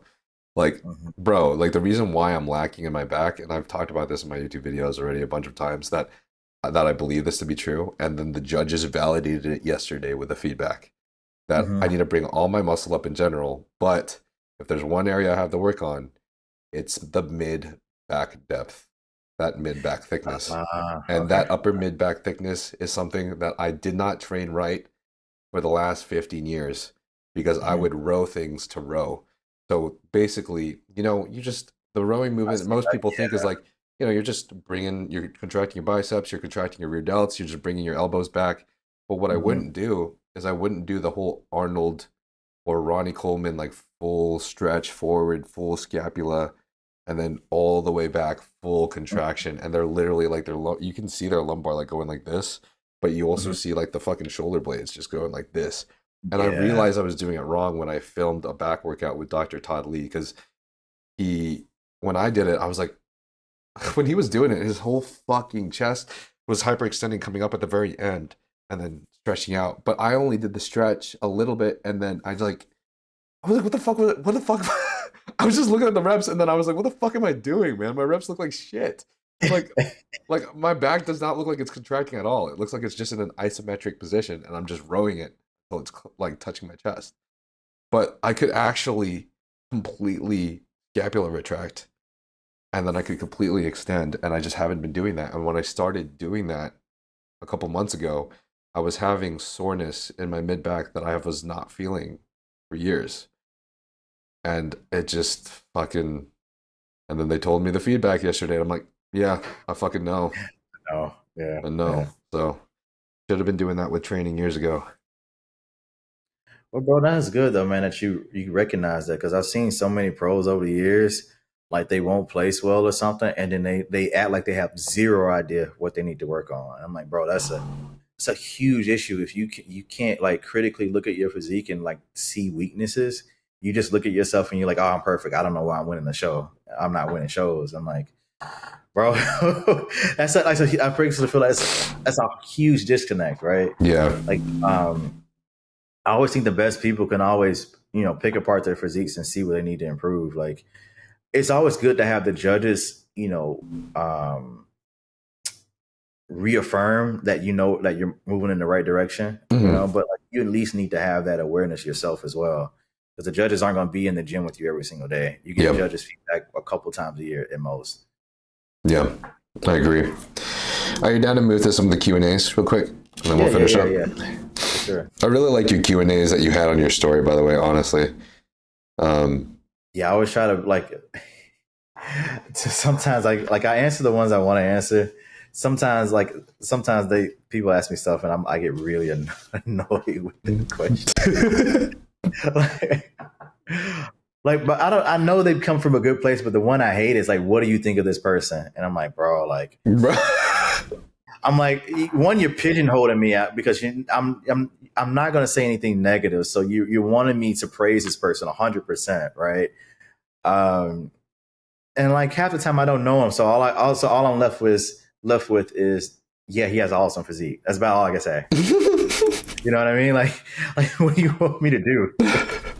That's hilarious.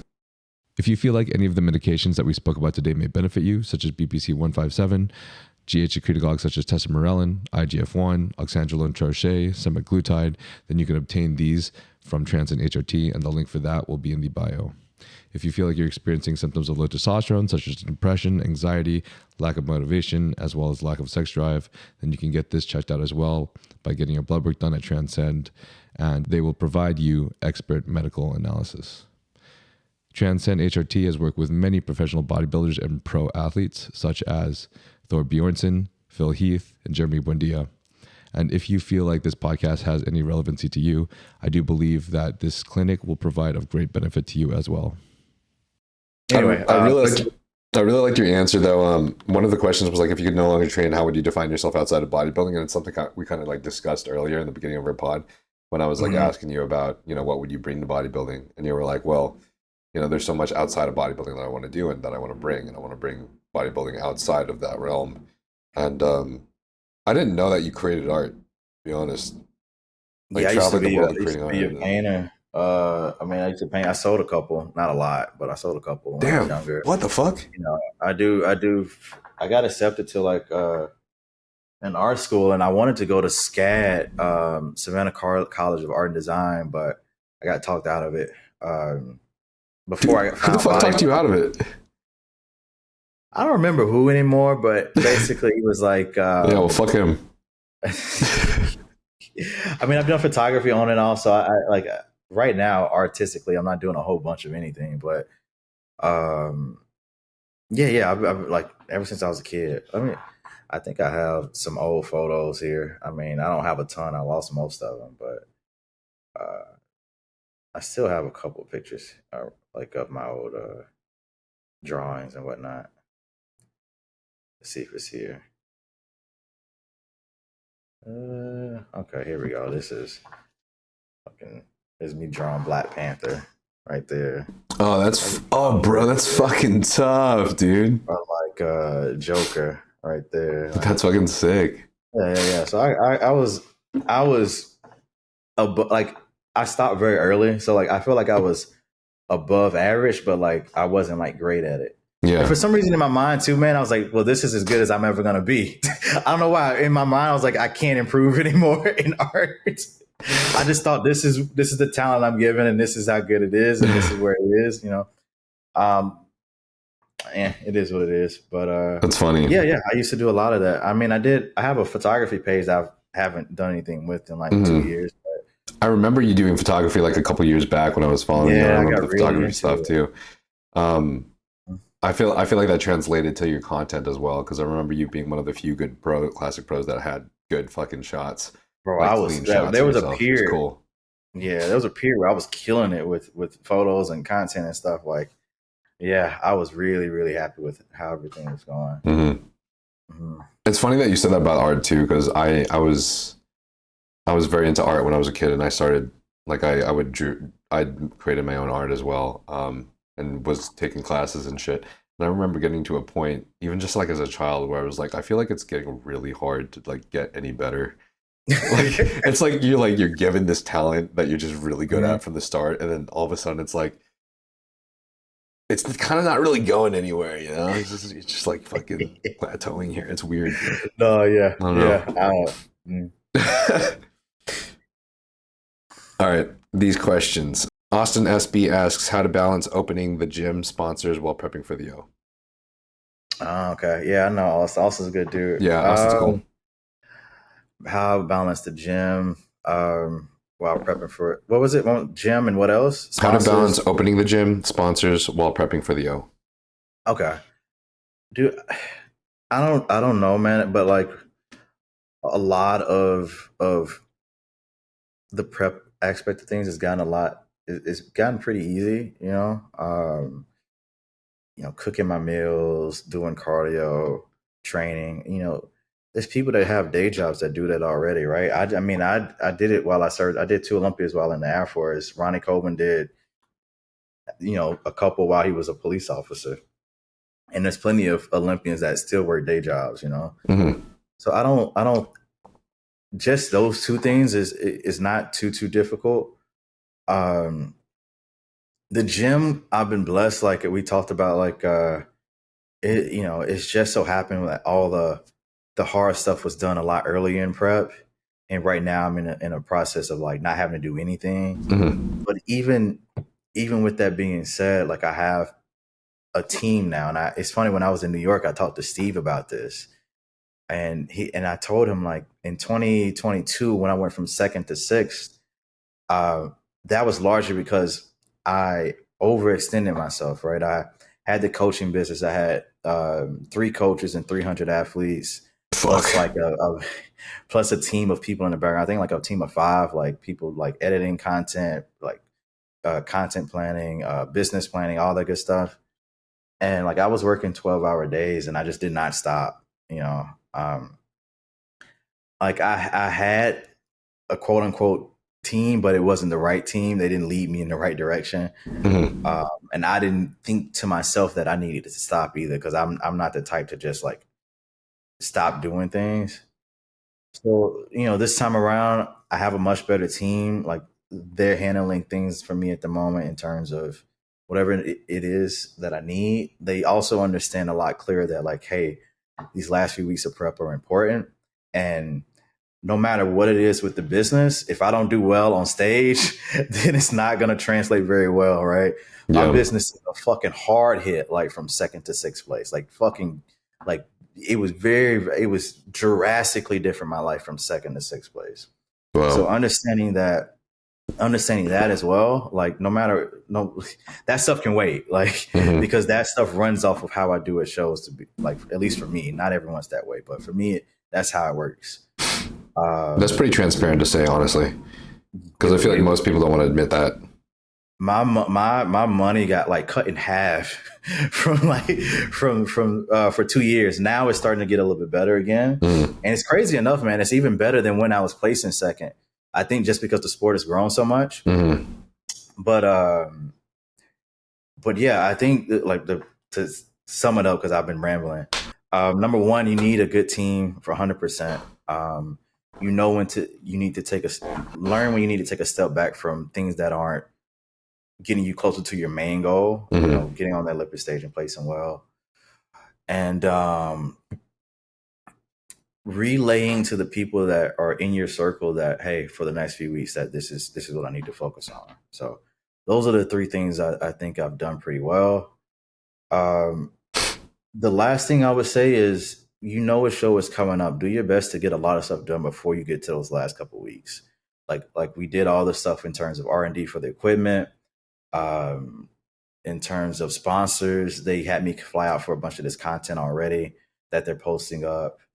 If I need to work on content a bit, if I was a little bit better, I would have taken a lot more stuff earlier. But I think I've done a pretty good job. I got pretty much everything I need to post for the next 2 weeks, luckily, because they've flown out some people to shoot me, and even if they didn't, they've flown out people to shoot me, and then about 2 weeks ago, for my own business, like the gym, I paid this guy to film like 10 reels for the gym upcoming. So we have all that ready to go for when I can't go. So gotcha. I think it's just preparation as well, preparing for that moment.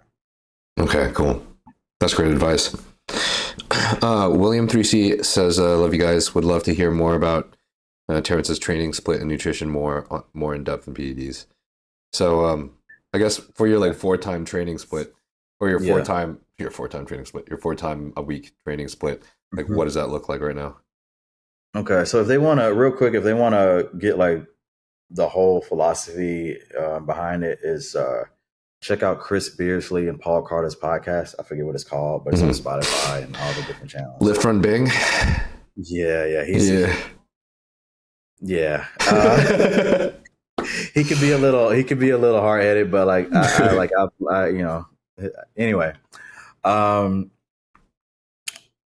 So right now, it's torso appendage or torso limbs, whatever you want to call it.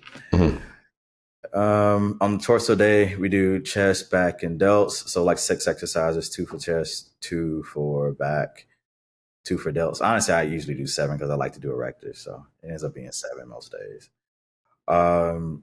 For limbs, I'll do 2 triceps, 1 bicep, 1 brachialis. And for legs, 2 quads, so like a squat variation and a leg extension. And then a hamstring curl and usually like an RDL. So nice. On one day, I'll do just seated leg curls.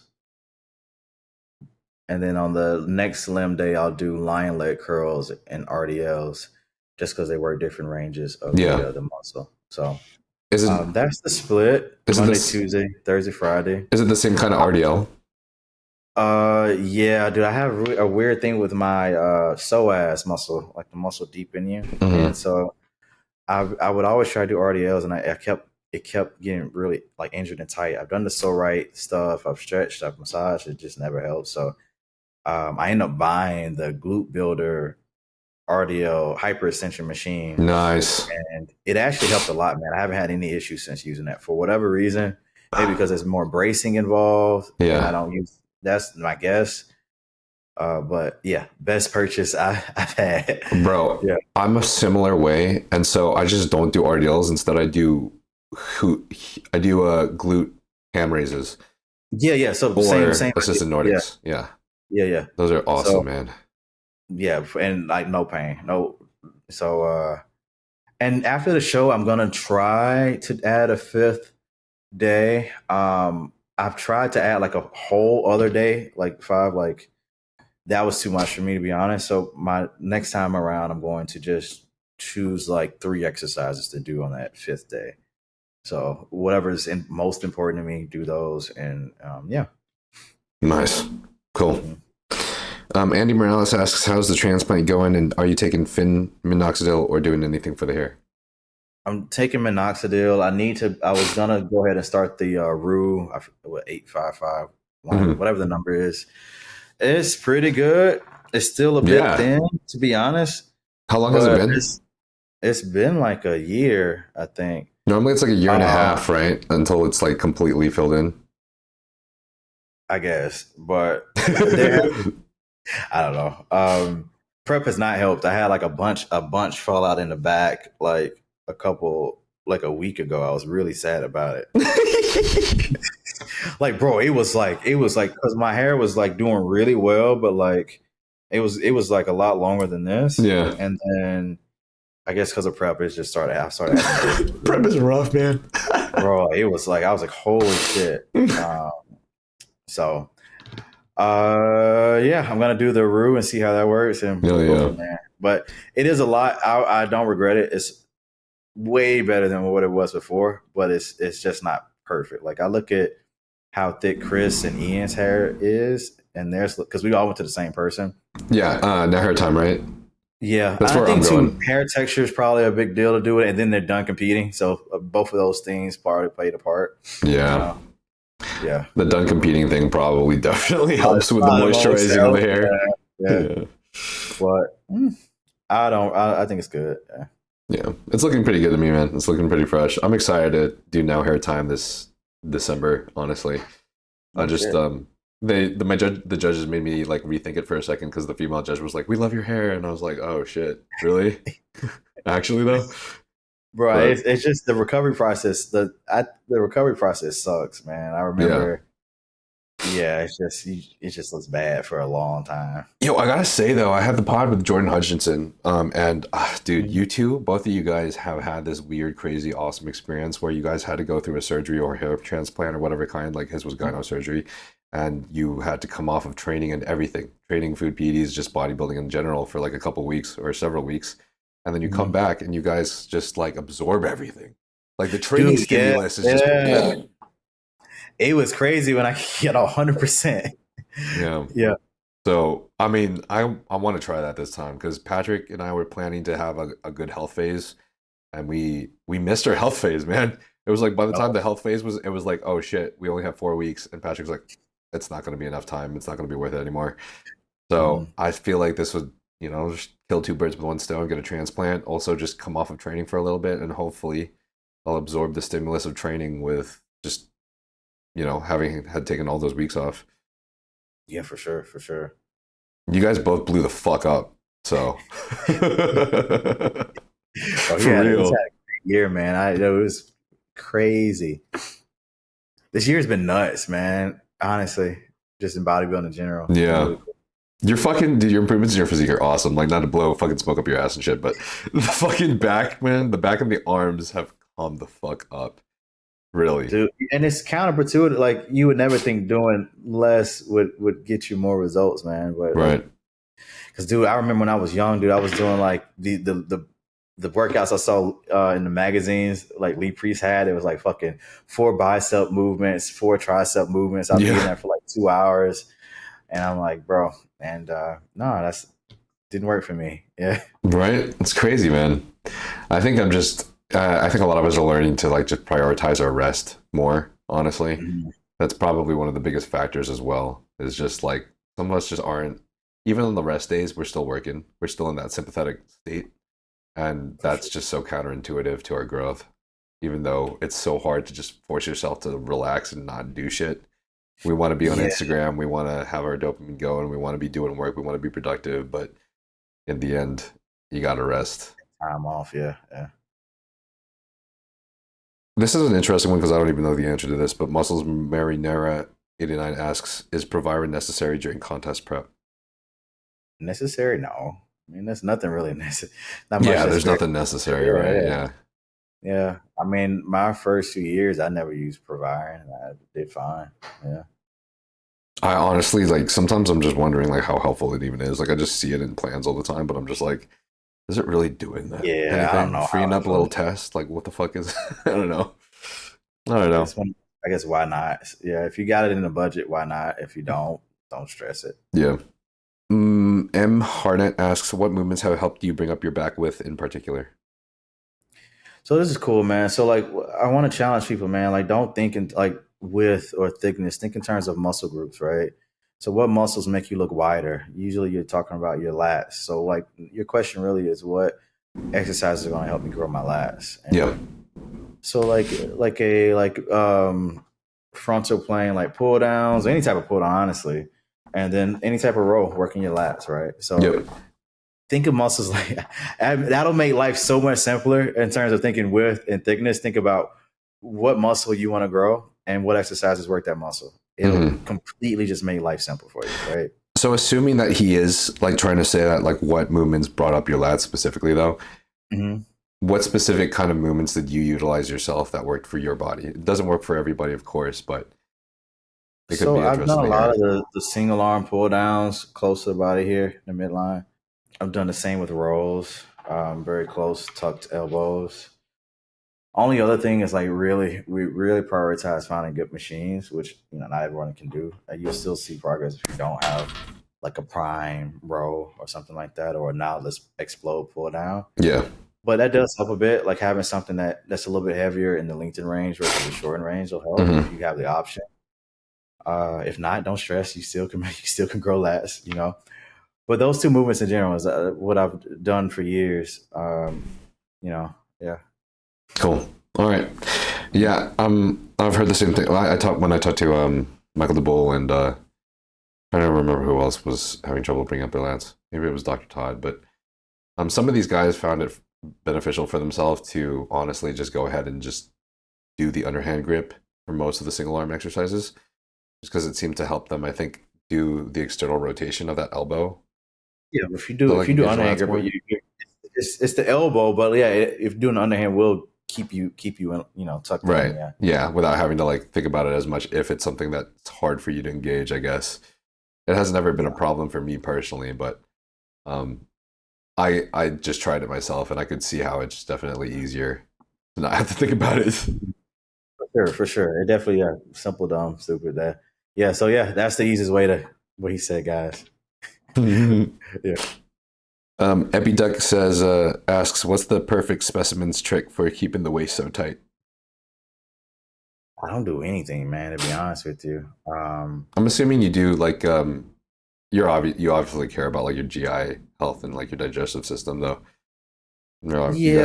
So I mean, I've never had any real issues with my digestive health. So that's probably a huge part of it. Just not having any issues in general. But I've never done anything in particular. Like, I know a lot of guys wear the waist, what do you call them? I don't know what the things are called. The waist trainers? Yeah, corsets. There we go.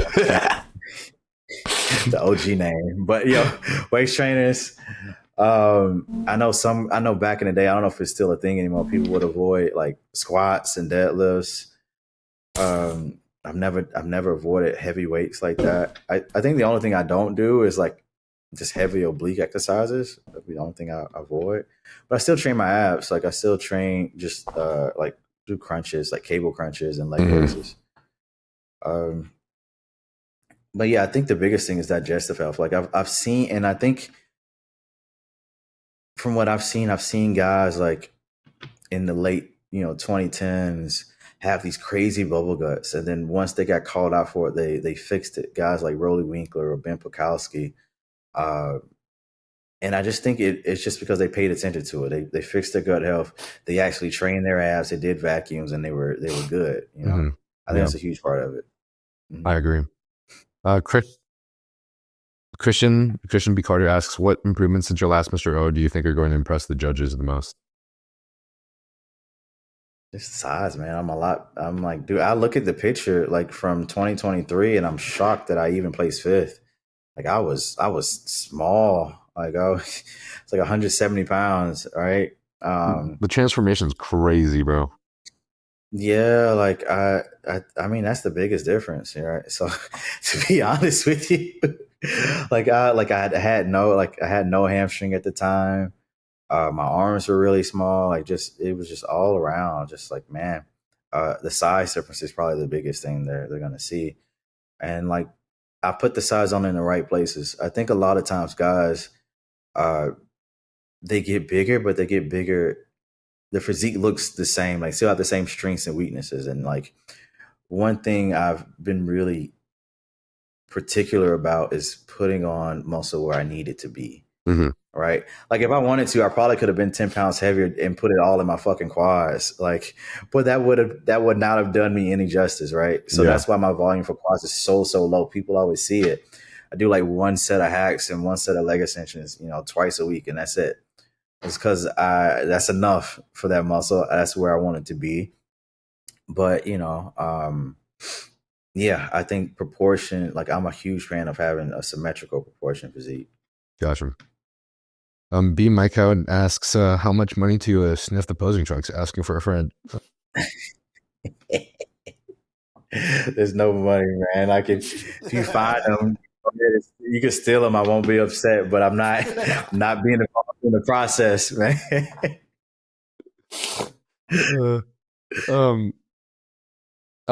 Freaking Christian MRC Shadows asks, who inspired you in regards to posing when you first started? I know you mentioned some of the classics before, some of the classic guys before. Yeah, technically the very first was Kai Green. Gotcha. I was doing my I was getting ready for my first show and I was posing, and my coach was just the typical bodybuilder from that age. He was like, all right, man, you want to go to this side of the stage, hit like a front double. You want to go that stage, hit like a most muscular. And I'm like, oh, okay. I was just like, all right, I'm doing that. And then me, I like to research. I like to know the history. So I went and looked up some stuff. And I'm like, bro, you could do that on stage? So that's what opened my eyes. And then I started to look up, more bodybuilders. And by far, my favorite is Lita Brada, without a doubt. I think he's the best to ever do it. Hell yeah. Yeah, Lita Brada is fucking awesome, man. Dude, like I look at some of the stuff he's done, like it's some of his, like it's hard. Like it's still hard for me. I remember I did a tribute to him at one of the Arnolds. Mm-hmm. And like he did like this spinning pose and he was like tilted like this. He spent while tilted and then landed in a lunge, like with both hands out. And I'm like, I tried it and I couldn't do it. Like I had to catch myself. So I did like one arm out and one arm. Yeah. But dude, it's impressive, man. It's really impressive. Yeah, it's wild. There was a guy yesterday who did fucking like he was doing like flip handstands. It like shot the fucking we all just like turned. We're like, whoa, holy shit. Waffles asks, when is the last time you had a whiskey or a cocktail?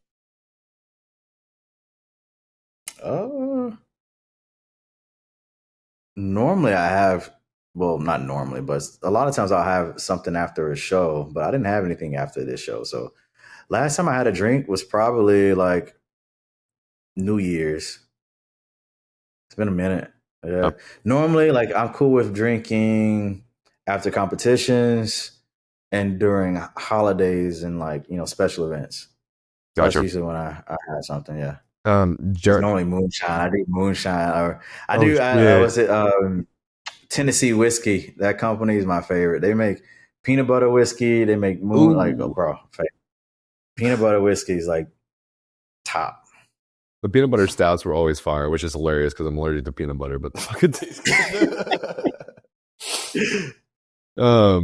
Jardel Lewa asks, how do you deal mentally with gaining weight after the show? Do you have rebounds?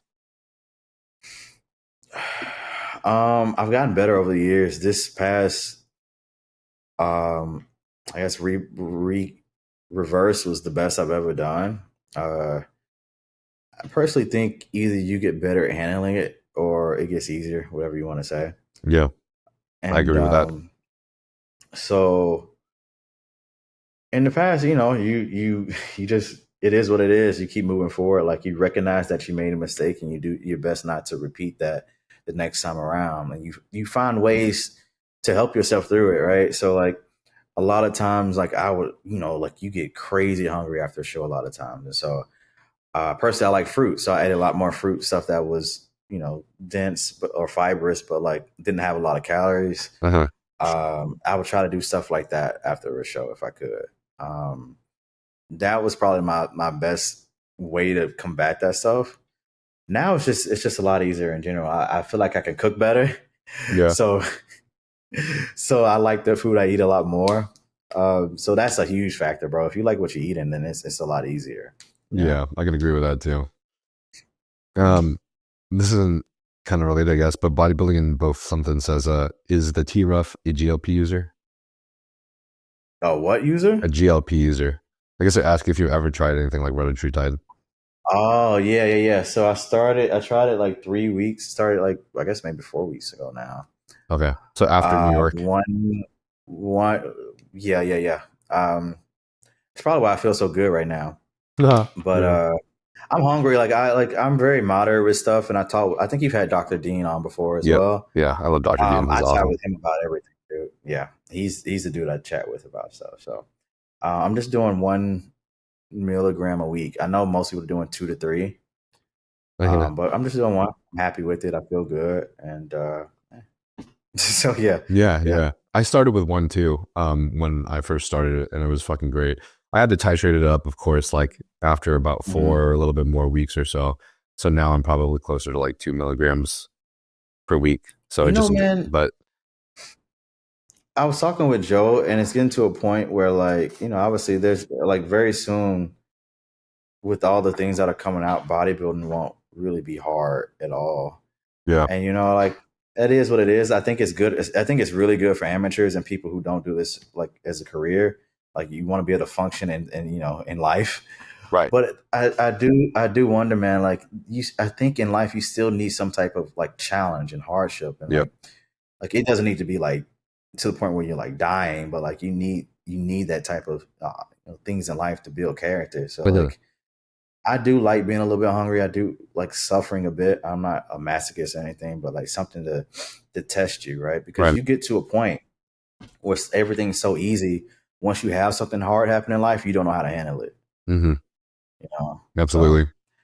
So, opinion on that. The nice thing too about us who have already been bodybuilding for so long without Retatrutide is we know what it's like to fucking suffer from just pure hunger, pure fucking starvation. Yeah. Like when I was getting my pro card, I was at literally 1,100 calories just eating boxes of spinach. I remember that. And I was like, well, fucking 163 pounds or whatever. So it was fucking the worst fucking experience of my life. But nowadays it's like, but it helps you though, man, because like now you think like, oh, not like you've had that difficult experience and you like, not like this is easy, yeah hunger wise it's a lot easier. And the other thing too is like, for Retatrutide anyways, I don't see a benefit for bodybuilders specifically to up the dose so high, because then it just starts affecting your digestive system, and obviously that's something that's going to hurt you, especially during peak week. And like making sure that you're also, like for me, for example, I just came off of Retatrutide the week before peak week, so I could make sure that took advantage of the half-life, and at least half of that was gone by the time I was, in peak week, and then a few days, and then starting to carb up, and I was able to carb up without any issues. I was kind of starving like Tuesday and Wednesday before the carb up. To be honest, it was kind of rough. That's another part that sucks. That's another part of prep that sucks. The carb up actually sucks a lot of times because I'm hungry. Yeah. Yeah. But and like also it's not like Retatrutide is really going to help your energy very much. Like you're still going to fucking, if you're eating, you're fucking below 100 grams of carbs and stuff before you start carbing up and everything, you're still going to feel like dog shit. You're still going to be irritable, and you're still going to have no energy to talk to people. So it's not really going to change much. But it is cool it's interesting now that all this technology is coming out, and it's definitely just I guess evolving the game of bodybuilding. So I'm eager to see where this all goes. Yeah. I'd say with Burba, I think you need to probably focus on your prep and get some meals in. So I think that was fucking perfect, man. I took enough time Okay. from you already. But Okay, I appreciate it, man. I always have a great time chatting, man. I It's have an always amazing time too, not man. just what you eat and what you're doing. It's deep and useful stuff, man. Thank you, bro. I really appreciate you coming on too. Every time you come on, you have so much wisdom to spew and a lot of value to give the audience. And I understand that they appreciate it and resonate in so many areas, especially the guys who are competing and currently listening to this podcast on their cardio right now. So, I guess the last question I ask every audience, which I've probably asked you twice already, is if you were to disappear from the world tomorrow and you had one message you could send to the world today, what would the message be? Oh man, I'm gonna give the same one, man. It's on my head right now. The same thing, man. It's like I definitely believe we put on this earth to share our gifts with the world. I think you'll be fulfilled once you figure that out, and once you're giving to people more than receiving. I 100% believe that, man. And typically, what I find is the more you give, the more you receive. Like, don't go out into the world expecting it, but just from this year, I've realized that, like, I didn't realize this at first, but I gave a lot to people, and now it's benefiting me a lot in terms of the gym equipment company. Like, stuff I never knew that would pay off is paying off. So that's my word of wisdom today, is to give more than you take. That's awesome, bro. I love that. Well, thanks for coming on the podcast. Is there anything that you'd like to talk about or promote or just discuss? Anything that you'd like to bring up before we leave? No, they heard it in the podcast. Gym, Bolt, Fitness Supply, Raw, Dark Sport, all that stuff if you want to support. And yeah, that's it. Sick. And what's the name of your new gym again? In Texas? Wolf Gyms. Yeah, Wolf Gyms. Mm-hmm. What city is it again? I'm trying to remember. Houston, Texas. Right. Mm-hmm. That's sick, man. I want to drop by. So bad. It looks so tough. Yeah, bro. Yeah, dude. I mean, like once everything starts becoming profitable, I would love to have like an Airbnb and then do content with like one person a month, like have them fly down. They can stay in Airbnb and we just get some stuff throughout. Oh, that'd be tough, man.